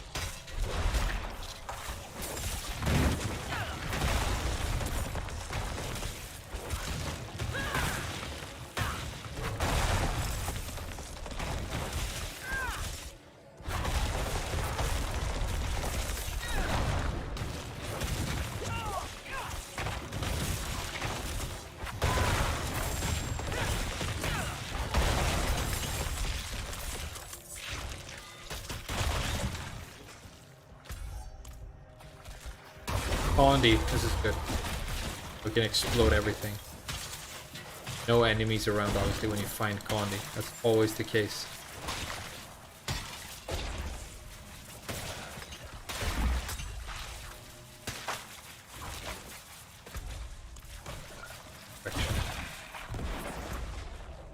Okay, so it's all going to be up here.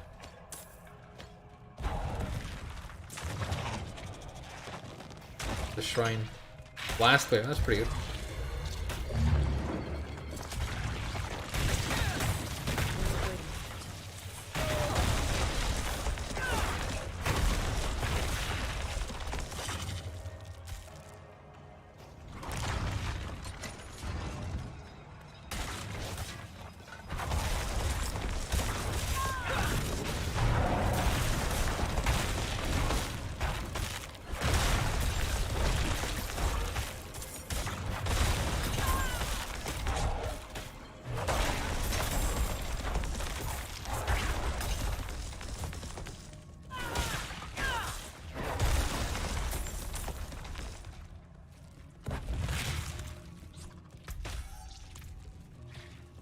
Bad luck.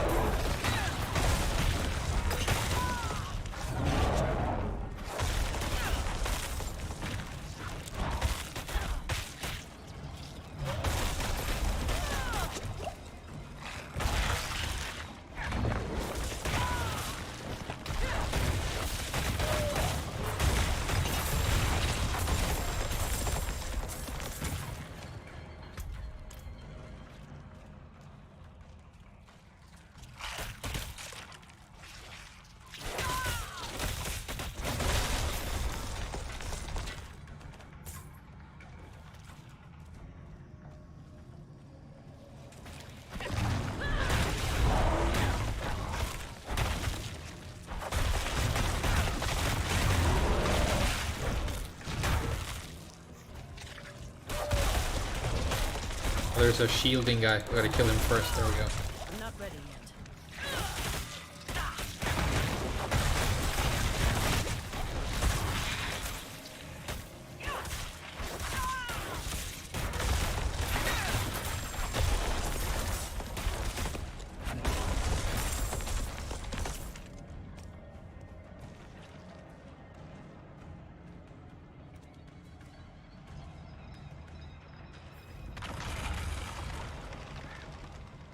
Door has been unsealed. Maybe it's this way.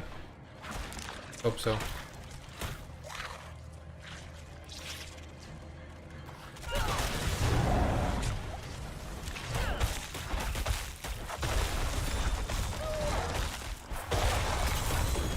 Ooh, that could be really good. It's sacred too. 200 mace. Please be the thing I'm looking for. I found so many legendaries and it's been on 0 of them. Heals deal up to 22% increased damage based on your available prime. The level 60 mace. I mean, it's like a crazy high DPS damage weapon. 45% overpower. Ultimate skill damage. That's not good. I don't really use my ultimate. 40 to all stats. 30% critical strike damage. This is such a good weapon if I had the right affix on it.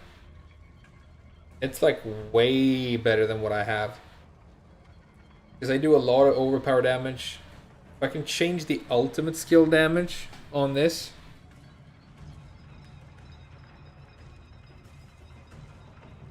Yeah, I might do that. I might just reforge this. That was a really good mace. Apart from the affix. Okay, this is the boss. We're here. Let's go. Innis. Vengeance of whatever. Oh, it's like a druid. We're fighting a druid. That's cool. I like druids. I'm a druid.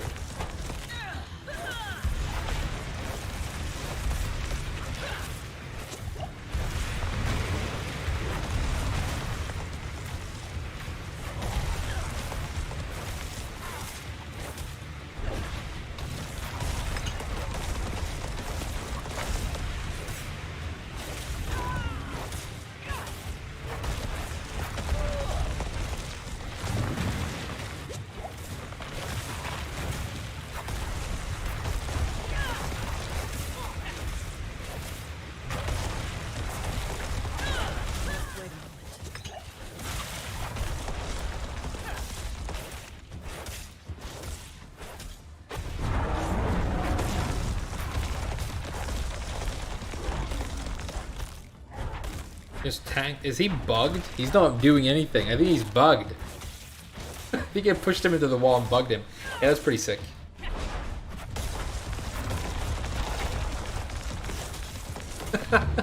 He's not doing anything. I was gonna win anyway, but you know.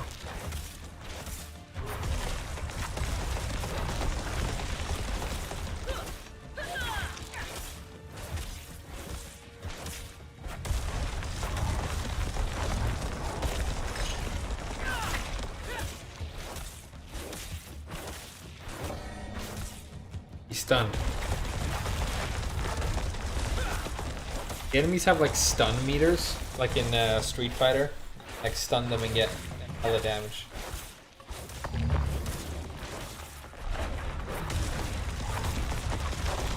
You know what I think I'm gonna do? I'm gonna use that mace I just found and I'm gonna rebuild a Geomancer build that I had earlier that I actually like more than Pulverize. I think with that mace, it could be really sick.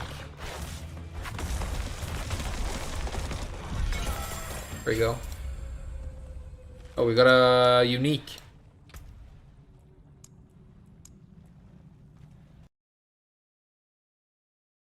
You can stun them if they are out of meter. Okay, okay. Who's better, Jinpachi or Heihachi? I don't know. I like Jinpachi, I guess. Hunter Zenith. That's the third time I found this ring. Found the same ring 3 times. Okay. That's cool though. That's cool. Sacred gloves. Rank to shred. Okay. I'm gonna show you guys something. It's a build I had earlier that was so sick. And I think it's better than what I'm running right now because now I'm building a lot and then spending and then building and then spending. And it gets kind of monotone. Whereas this other build, I can really destroy things using my main movement ability. It's like a crazy build. You'll see what I mean. But let's respec into that build. I'm just gonna like have to go and find some weapons and make some weapons to make this work. But it's what I like. The reason I like leveled past all my friends and like my character is pretty powerful now is I found this build. I found these legendaries that's synchronized really well, and then I just pressed one button and I could explode everything with like earth damage. Really cool. Let's do it. Go in here. So I need, basically there are 2 that I need. I need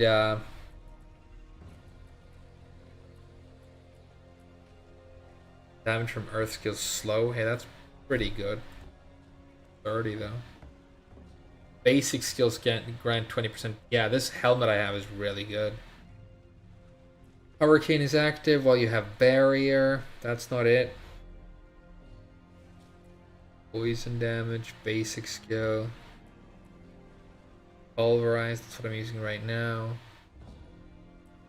46% attack speed on basic skills. Kinda crazy. Well. Distant enemies. No, that's not it. What about this axe right here?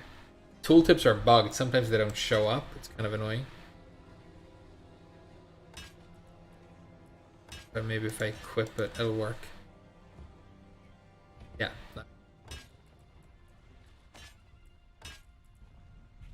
Critical strikes with storm skills that you must charge the air around you. No, that's not.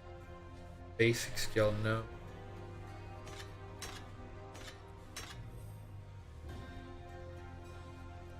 Hurricane, no, that's not it either.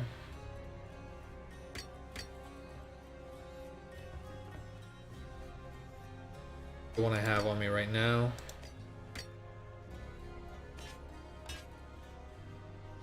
Four skills. Each active companion. That's a pretty cool one, but it's not the one I'm looking for either. I know I have it somewhere. I've saved it.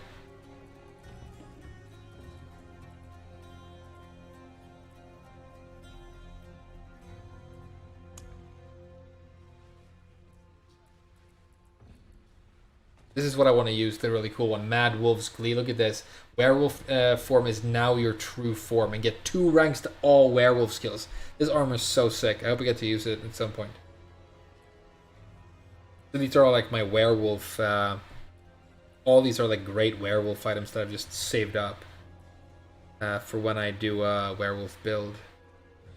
Rage. Kill. Cool. You don't know. Bloodhound. No. Did I lose these items? Landslide. Here we go.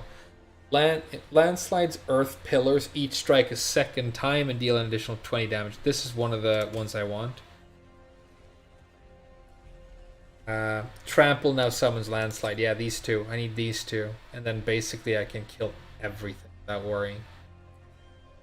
Trample, that's another one. We might want to check that one out. There's another one. There's another. Hey guys, I'm just like Xiao Yu. What's her name? Okay, so which one's best of these? This is a level 57 mace. 45% overpower damage, critical strike damage, basic skill damage, critical strike damage with earth skills, damage to close enemies. This one's pretty good. Trample now summons 6. Okay, so that's level 43, and this is level 46.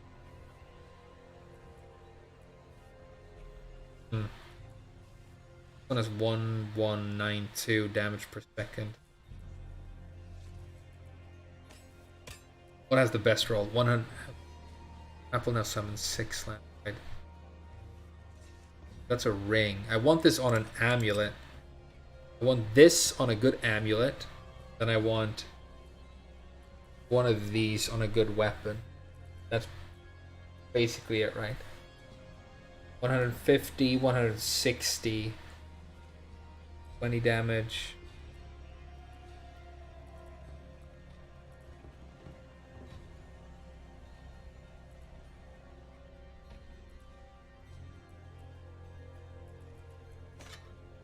These here because I don't need them.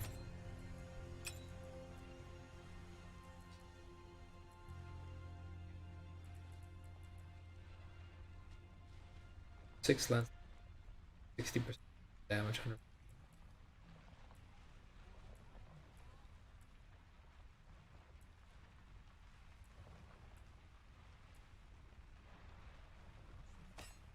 We're gonna take this and put it on like an amulet, and we're gonna take this one and put it on a weapon.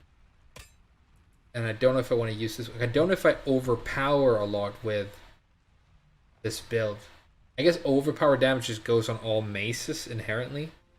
Apart from that, it's really good. It's ultimate skill damage. Okay, I don't use ultimate skill, so that's not true. All stats, critical strike damage, damage to close enemies.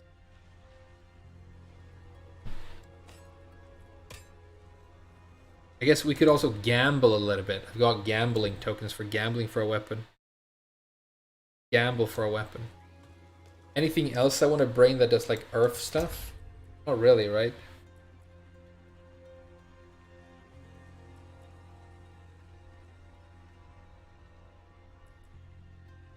If core skills hit 5 or more enemies, 30% of the resource plus is refunded.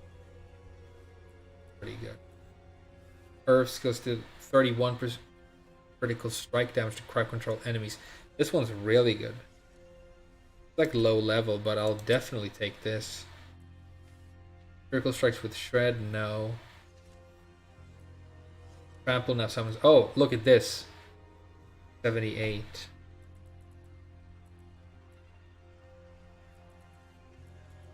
What was the other one I was going to use?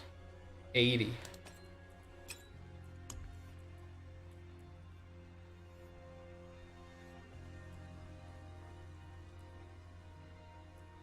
Good.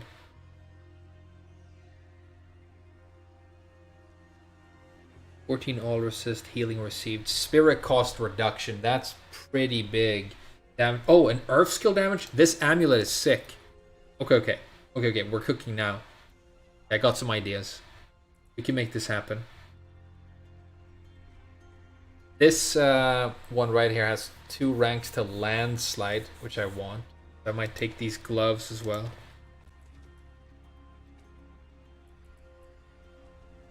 Oh, these are even better.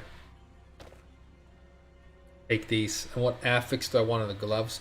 Attacking with basic skill increases core skill. I guess I could take that on the gloves. You're about to see like how item crafting and like build crafting works in this game. It's interesting. But this is like how you have to think about it. Damaging with earth skill slows enemies. In 24 bonus one for your next earthen bulwark. I'm gonna have that on my stuff anyway because I have it on my chest. Oh, these gloves. Oh, I want to put what I have on these gloves on these gloves, I think. Critical strike damage. Okay, no, we'll do this. Yeah, we'll do this. Cool. Now we just need to find like a really cool weapon that we want to put the weapon affix on, and then we're going to be able to... I wonder how strong this build is going to be. When I was leveling up, I could do like one of my abilities and blow the entire screen up with earth damage. Sick. Let's gamble first, by the way. Gambling is down here. Ride a horse. Too much. That's the spirit. Let's go for like staves, because I like staves. What do we get? 20% damage to slow. Oh, it's level 46. Never mind. Too low. Critical strikes with shred. No. No. Well, level 60. Here we go. Lightning critical damage. Damage to stunned enemies. Critical. Okay, so this one's pretty good. This is a candidate. Shame that. Go one more. Which of these is better? If I take away the ultimate skill damage on this, I think this is really good. With this, I would reroll lightning. 100% damage to stunned enemies.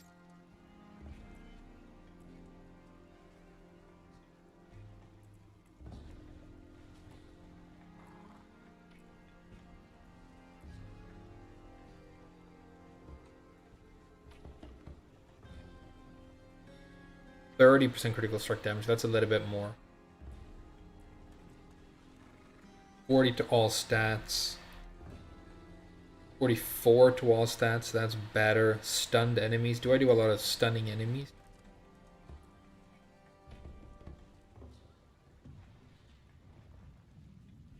Let's do the hammer. Let's do the hammer. Maybe I'll do the staff. Damn, I can't choose. Oh, which means it doesn't matter. They're both good. But let's re-roll the stuff that we don't need on the hammer, which is ultimate damage. Then we'll get 86 willpower. That's pretty good. 86 willpower is pretty good. Yeah, that's good. Okay. So now I'm going to look. I'm going to grab this hammer. I'm going to remove the legendary aspect. Right, no, I'm going to destroy the item. I'm saying it wrong. We have to use the staff, of course. We have to use... Getting it wrong. Then we remove this, right? Yeah, we remove this. We turn that into 84 willpower. Pretty much the same thing. And now we can take what we had on the thing and we can put it on the staff. What's this Edgemaster's offensive aspect? Sacred legendary aspect. Oh, so you can get rare aspects? I didn't know that. That's pretty sick. 11% increased damage based on... Okay, that's pretty sick. I didn't know that. Critical strikes with shred? No. Basic skills? No. No. Hey, where's the one I just created?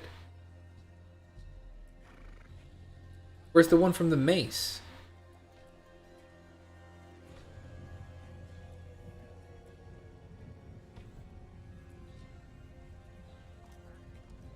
Wait, where's my thing from the mace that I just destroyed? What am I missing?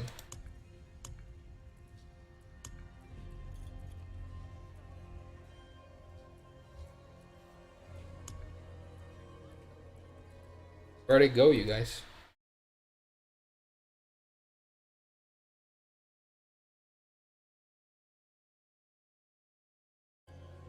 Where did my aspect that I just created like literally 10 seconds ago go? Oh no, wait, that didn't have that aspect. I'm being silly. The one that has the aspect that we want is one of these. Trample summons landslide. This is what we want. Or earth pillars. Okay, so we just need to decide which one goes on the item. We're gonna need an amulet as well. Thinking about it now, we're gonna need an amulet as well. Buy an amulet from this nerd over here. There's power in the stone. Spirit cost reduction, that's really good. Dexterity, willpower, movement speed. That's a good amulet. Low level though. Lightning crit, injured enemies, lucky crit. Crazy, the level 49 one is way better than the level 60 one.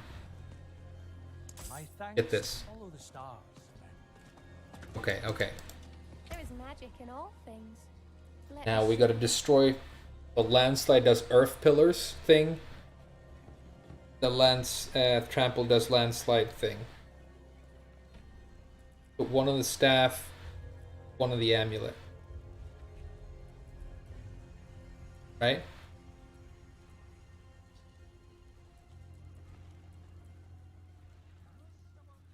$80, 160.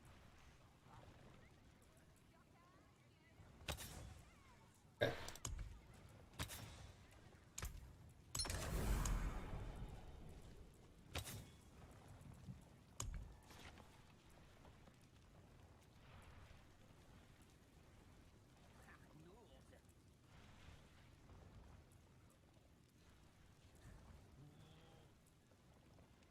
Yeah, there we go. Well, this one's a sacred aspect too. This is like a good aspect. Nice. This is gonna be a 6 staff. Boom! I just made a 6 staff. Where is it? Where's my 6 staff? Here we go. Moonlight of the Trampled Earth. That's a really cool name, and it got 2 sockets as well, which is great. What should we put in the sockets? We'll find out later. Never mind. And then for our amulet, we're gonna do this thing, and I think we want to put. Here we got Trample does landslide. So on this one we want landslide cast twice. Okay.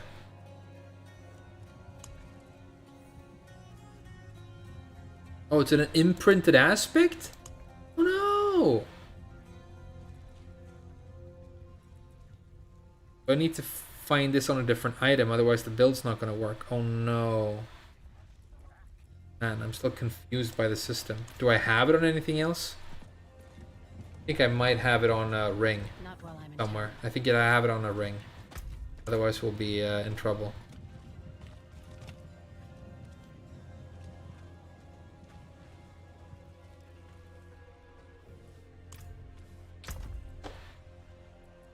What I want is landslide cast twice, right? Damn, I don't have it, do I? Okay, I'll just have to use this ring then.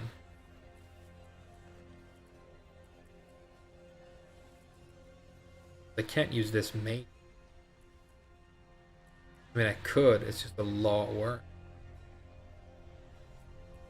Print it.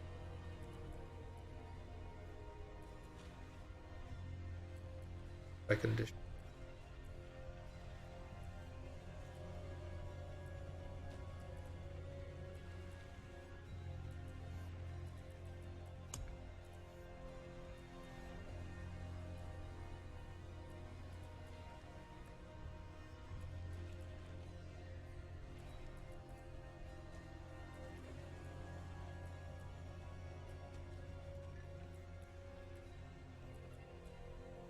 I can't use my 6 staff.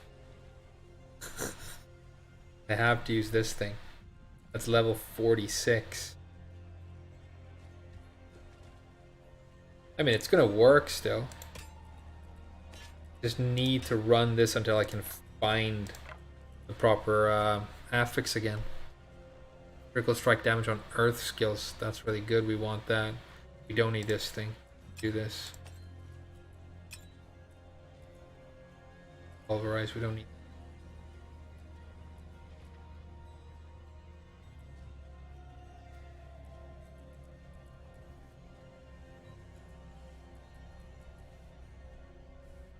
Alright, we'll run this for now. It's gonna work. It's fine. Earthen Bulwark is still good. Earthen Might. Keep passive applies to storm skills. That's still good. The gloves are still good. Earthen Bulwark buff. When you fortify, you get 2 ranks to earth skills. That's really good. Yeah, okay, so the weapon sucks, but we have a really good weapon. We're just gonna get to it somehow.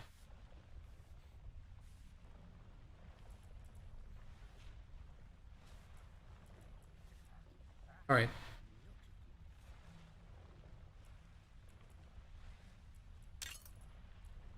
Good. Okay, now we gotta do the skills. Does real TMM play Diablo? No, I think he plays Dead by, I don't know. Okay, so we're gonna reset the skill tree, refund all. And we still want Storm Strike for the vulnerability damage, right? That's good.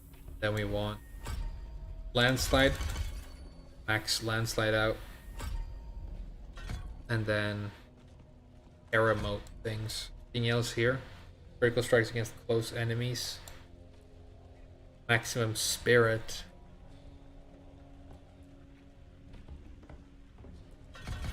Yeah, 15% damage on core skills. I think the free cast I get gets the benefit, which is good. We're gonna run Earthen Bulwark still because we have a lot of items equipped that just buff it. Non-physical resistances not a huge priority. Maybe I'm gonna run like a buff Poison Creeper. Might be good. Critical hit strike chance against strangled enemies. That's pretty cool. Max the Poison Creeper out. Then Crushing Earth. Great.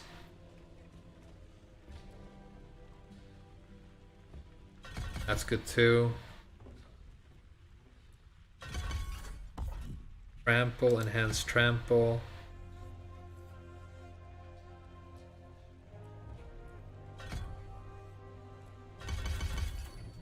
Max Trample out, I think. And then I think I don't run an ultimate, do I? Maybe I run Petrify because it's cool. I don't really need an ultimate, but I have an open skill slot. I could run like Bloodhowl, or I could run Petrify because it's cool. Let's run Petrify because it's cool. Nature skills do 4% increased damage to elites. Yes. Vulnerable enemies. Yes. Yes.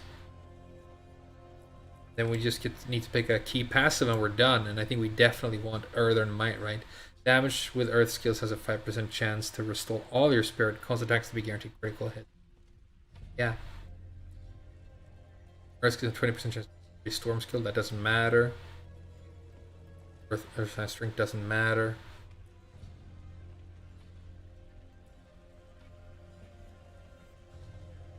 This is what you want. You got 1 point left. All fortify. Like, the build is basically done with just these points. Fortify. Spirit control. Krypton damage against distant enemies. Yeah, that's gonna be big because I'm like not close to enemies that much at all. Yeah, okay. Let's try this out and see if it's better. The weapon we have is a lot weaker, but I don't think it'll matter much because the ability damage is gonna be so. Okay, so check this out now, guys. Let's go go outside and I'll show you why this is sick. Not while I'm in town. So landslide is like an ability where you do you summon two earth pillars that slam together. They just hurt monsters, right? And it's a pretty high damage ability, but nothing spectacular on its own. But now when I do my main movement ability, which is trample, when I turn into the bear and run, see, this is what the basic skill looks like. Boom, boom. And you can see it's casting twice because I have this weapon that causes it to always cast twice now. But this thing right here makes it so that my trample, my movement skill, summons this skill 6 times. But it's multiplied by the ×2 from the weapon, which means that when I do my trample now, it's going to cause this ability in a wave 12 times, my main damage ability, over the entire screen. Check it out. And that blows everything up.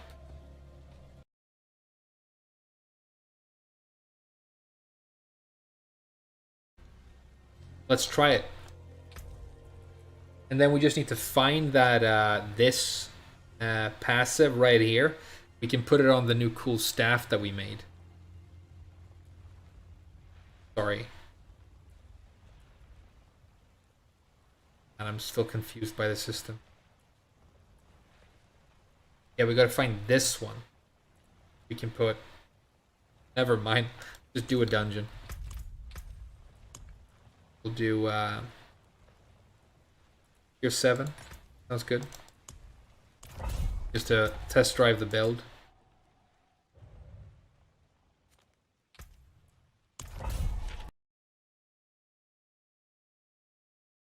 Yeah, exactly. You catch enemies in Creeper, then you blow them up. See if it still does damage, even though my damage is or my weapon is low DPS right now. Show you guys what I mean. This build was hella fun. I really loved leveling it. I just wanted to try Werebear, so I pivoted to Werebear. But, you know, it's all good.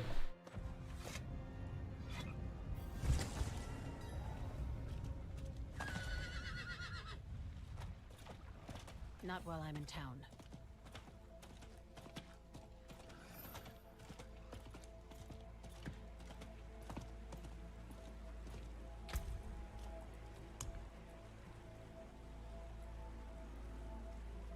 Didn't my yeah, the landslide gloves. I probably want the landslide gloves, but with this affix. I should have changed that before I went out. We'll put it on later.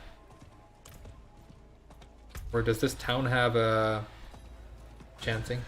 Maybe we should do it first. There's a pretty big difference in damage. Yeah, I should do this first. I have an occultist here. It does not. Okay. That's annoying. Sorry.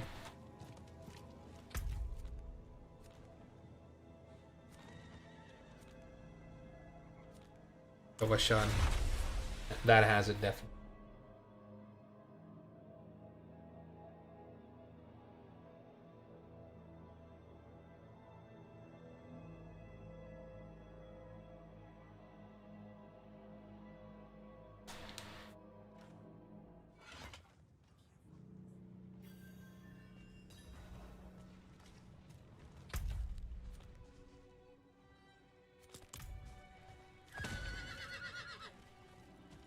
Cannot do that here. Strong horse. Man, the horse is like buggy, dude. Not a huge fan of the horse. It doesn't work well.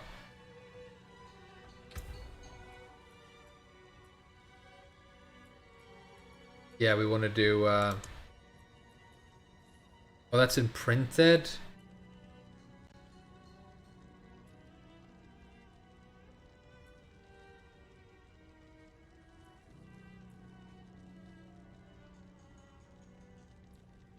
Printed, huh?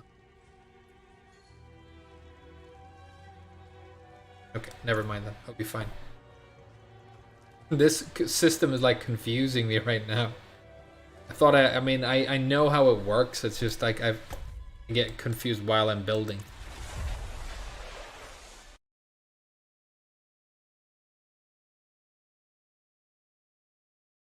slow bug when hopping on the horse, yeah, and it also gets snagged on things, and it doesn't work well.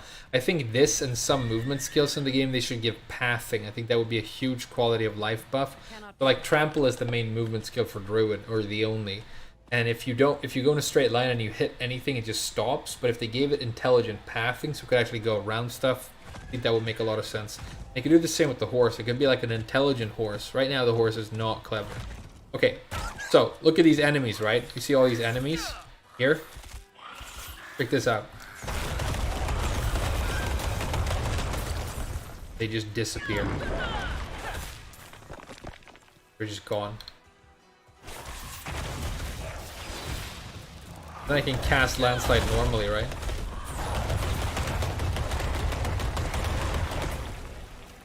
Just keeps going with these waves of earth damage.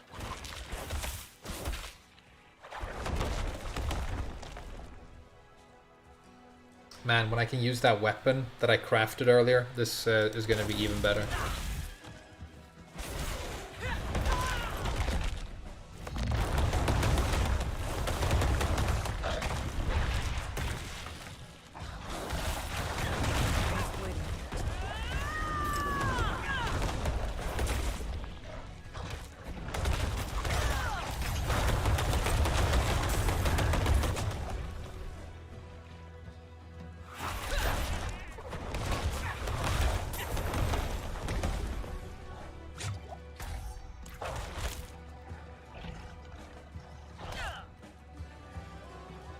I feel like the game is lagging a lot today. It was not like this yesterday before the patch. Played much smoother.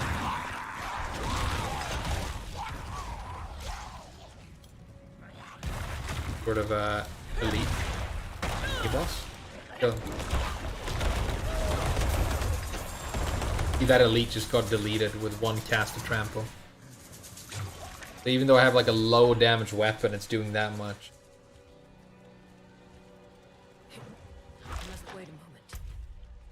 I can go up here. The really cool thing, like the reason I leveled up fast with this build was as I'm moving through stuff, like bunches of mobs, I don't have to stop and fight.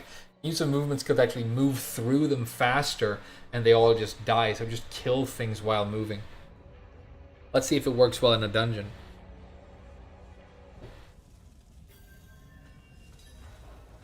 Yes, we got lightning balls. Your critical strike chances increased by 6%. Hey, that's pretty big. Go.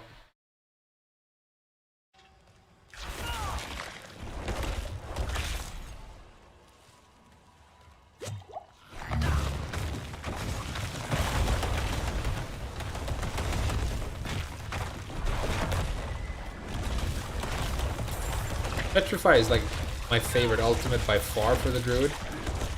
You know, people maybe don't think it's like cool because it's or like a stun ability that doesn't do direct damage, but it translates into a lot of damage. It's turning everything to stone. It's pretty cool.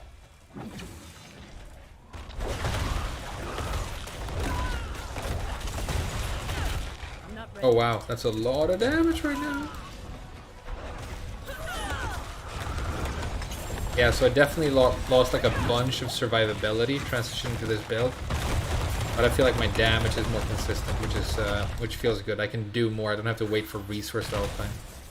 Play the gatekeeper. Okay. I'm gonna die. Yeah. Okay. Yeah, way less survivability. Need to keep Earthen Bulwark up a lot more.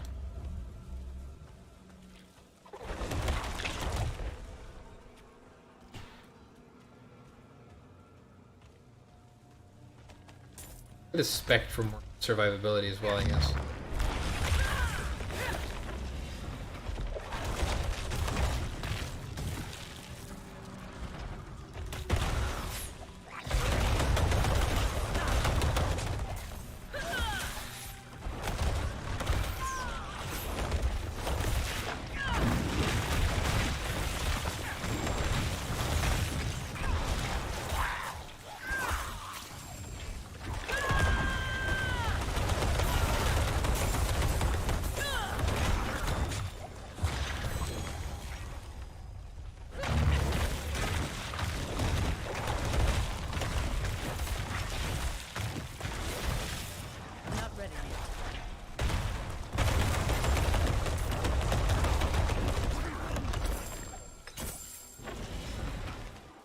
nice. Sacred gloves. Wouldn't it be sick if it was the aspect I needed? Grizzly Rage. Not really.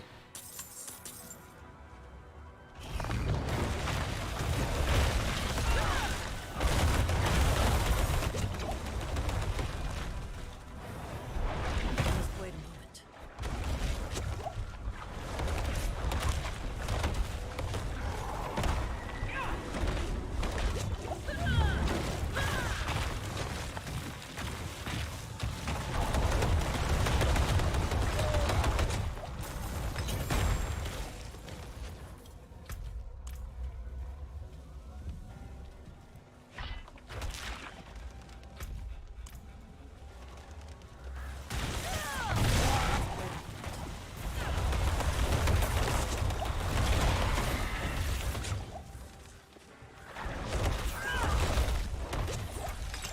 That's the monster I need for the dungeon clear.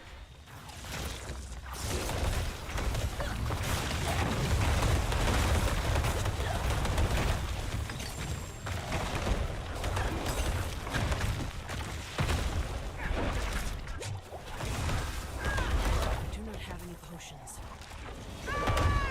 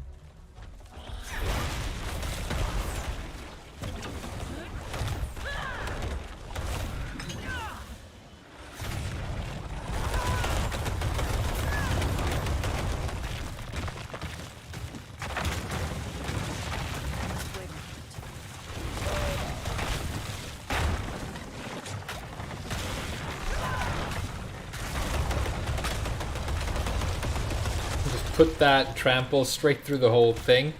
They all just exploded. That was so sick. I like this build. I like this build. I need to level it up a bit with the items right now, but it's so cool when it works. It's kind of Diablo 3, where it's not like the builder spender that you usually see in D4 builds. It's more like you set up a wombo combo,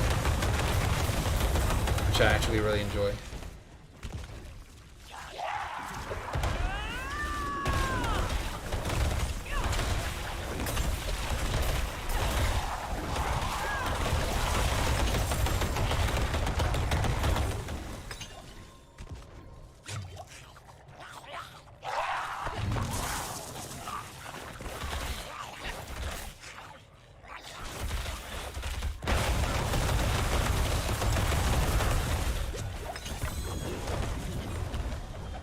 Staff. Could be huge, could be nothing, could be huge.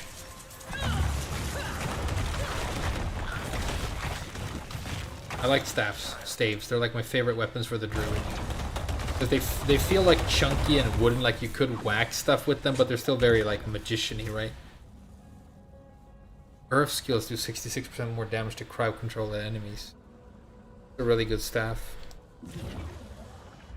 Really good stuff. I'm gonna keep that. Great staff.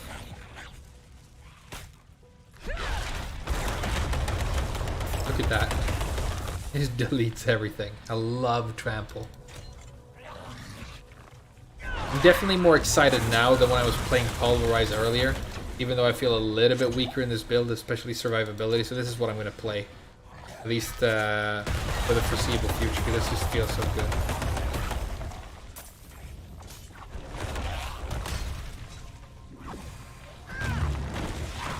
Petrify and run away here. They're gonna explode me.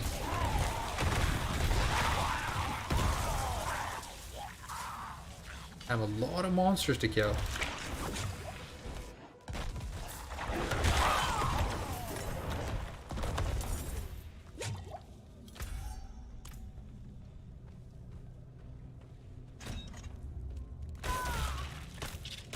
Gather them up like in one corner.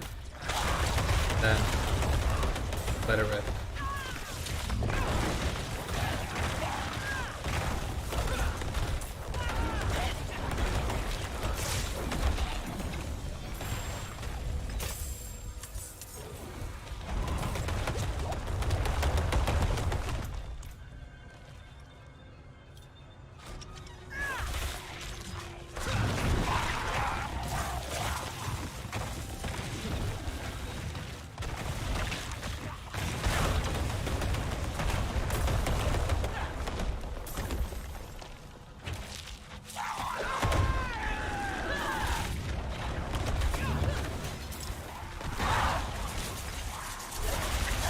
Wait a moment.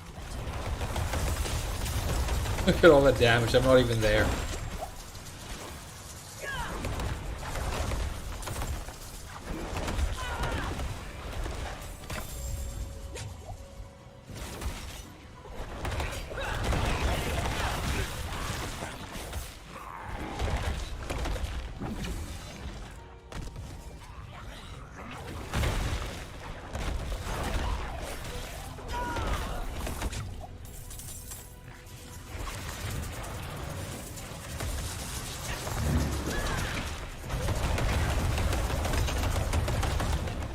I must wait a moment.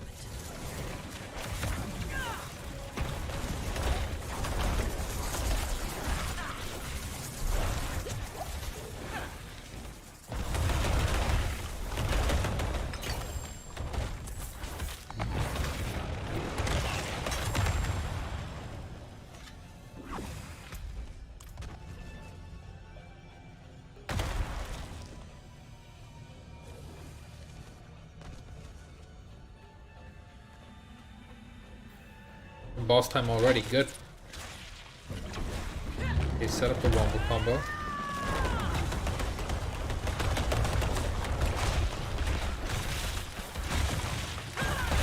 I'm not ready yet.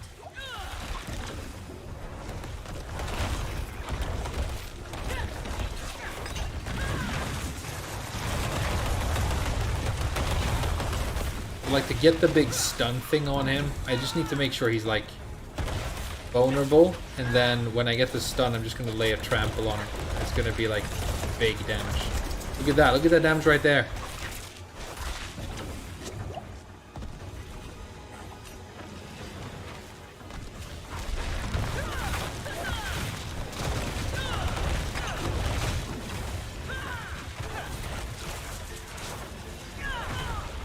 About to get stunned. Get a vulnerable on him. There, he's stunned. Trample. Yeah. And he died. Alright, that works. It works. Totally still works.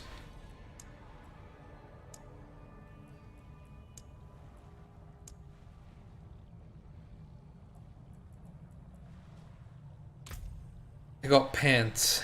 The duration of Earthen Bulwark, 6 seconds. Earth skills replenish your Earthen Bulwark. That's good. 2 ranks to Hurricane, that's not good. Damage reduction from enemies that are poisoned. I guess I poisoned a lot of enemies.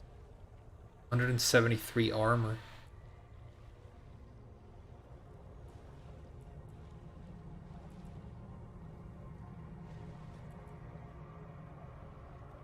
This has maximum life. 3.2% flat damage reduction on the pants. That's sick. This has 2.7. Okay. Enemies that are poisoned, and they're pretty much always going to be poisoned because my poison creep. Damage reduction while injured. That's not good because I don't want to be injured. But if I re-roll these pants to some like another plus skill instead of Hurricane, it's going to be pretty good. Roll the pants. Ooh.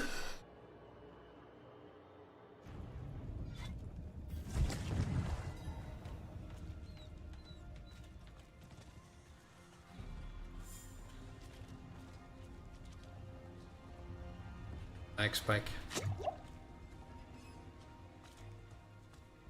There is magic in all things.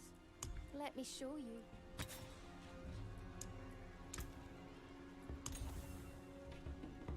9% potion drop rate. Wow, that's so bad. Damage reduction from distant elites? That's so bad too. Give me better stuff on these pants.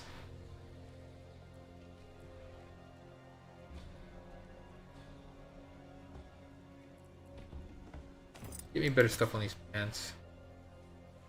This item is already an enchant. Okay, you can only do it one time. By another. Okay, no, that's fine. Total armor in werebear. No, don't want that.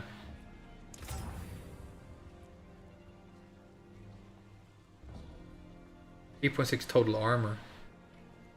Okay. Yeah, these are pretty good now. Wear the pants.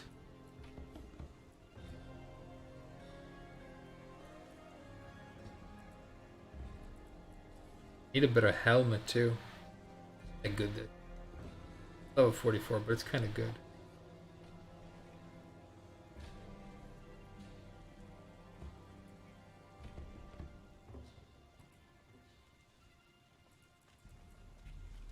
Two ranks to landslide. So let's take.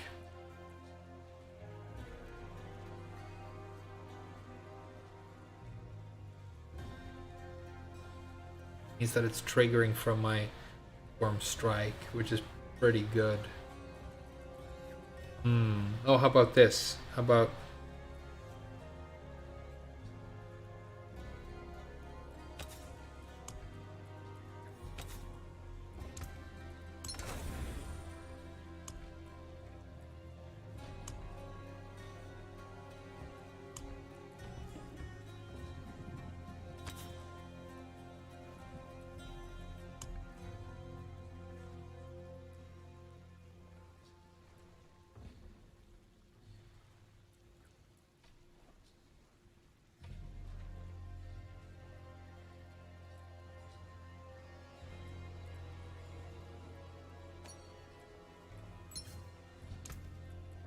yeah, this is a good amulet now. Check this amulet out, dude.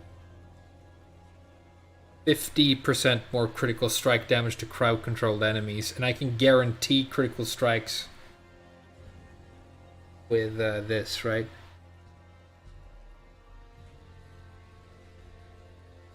No, but I can do it with something. Oh, with my Earthen Might Key passive. I get spirit cost reduction and movement speed. I really like this new amulet of mine. This one is just 3.6% damage. That is pretty good. I guess I can re-roll the dexterity on this thing. It's gonna be even better.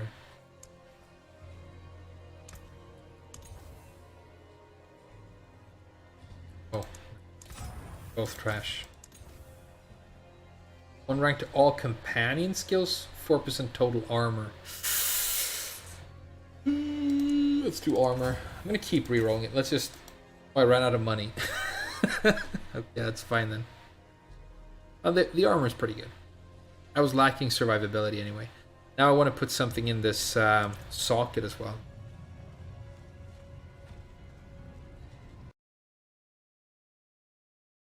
Is Druid bad? No, Stanislav. Druid is one of the better classes in the game. It was bad in the beta, so people got scared. Right now, Druid is really good. I mean, there's only like 5 classes, but I think Druid is like top 3. What do we want to put in? Jewelry. Resist. All resist on jewelry. Armor. Do we want all resist, or do we want... Let's craft some, because I have all these gems that I haven't upgraded. Shadow resistance, cold resistance, lightning resistance, of course, okay. Okay, and poison, right? Okay, so I think I want armor. Armor or all resist. Let's do armor. Upgrade my skulls. Where's the jewel?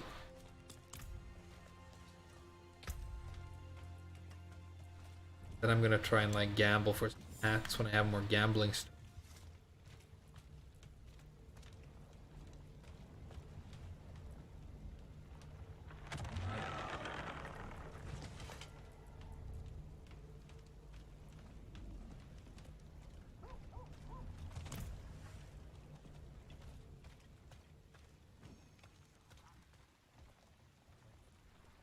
finest cuts and clarity. What suits you? Or flawless skulls. That, let's make one regular skull. Or flawless skulls. Flawless skull. 220 armor. Okay. We remove a gem from my shitty ring.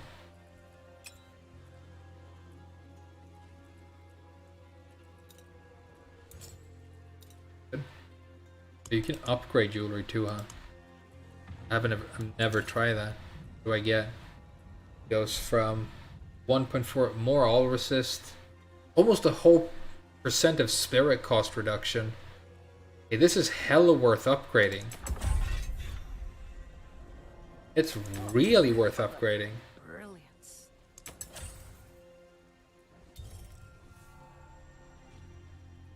I just gained like 3% resource cost reduction on all my stuff. Plus 5% if you max it out. But it's really pricey, right? Like, costs like a lot of rare stuff. 5% spirit cost reduction. But I get minus in my total armor. Why would that happen? Plus 7% movement speed? Hell yeah, I'm gonna be running fast. That's so good. People don't understand like how good movement speed is in Diablo. It's so important.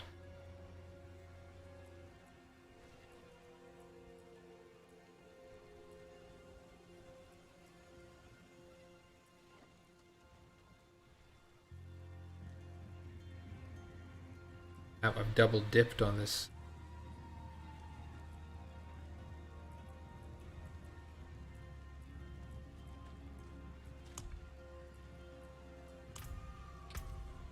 We're gonna put a flawless skull in this ring as well.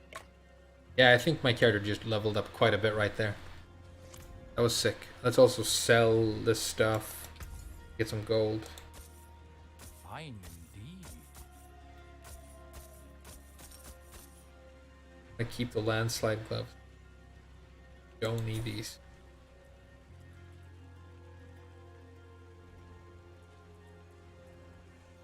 Don't need these.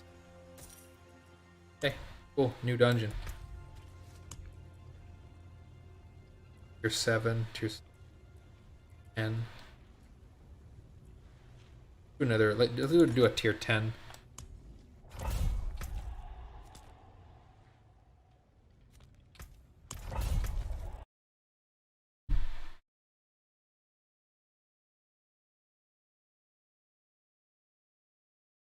Thorns, yeah.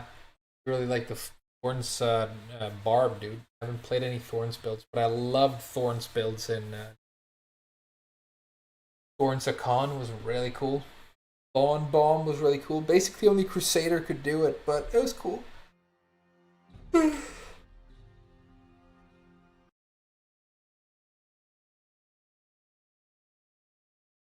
Okay, I've almost been streaming for 3 hours, you guys. I think I'm gonna end the stream and go get some food. Thanks for watching this, though. I just wanted to talk a little bit about Tekken, and then I ended up, gaming for a little bit. But, it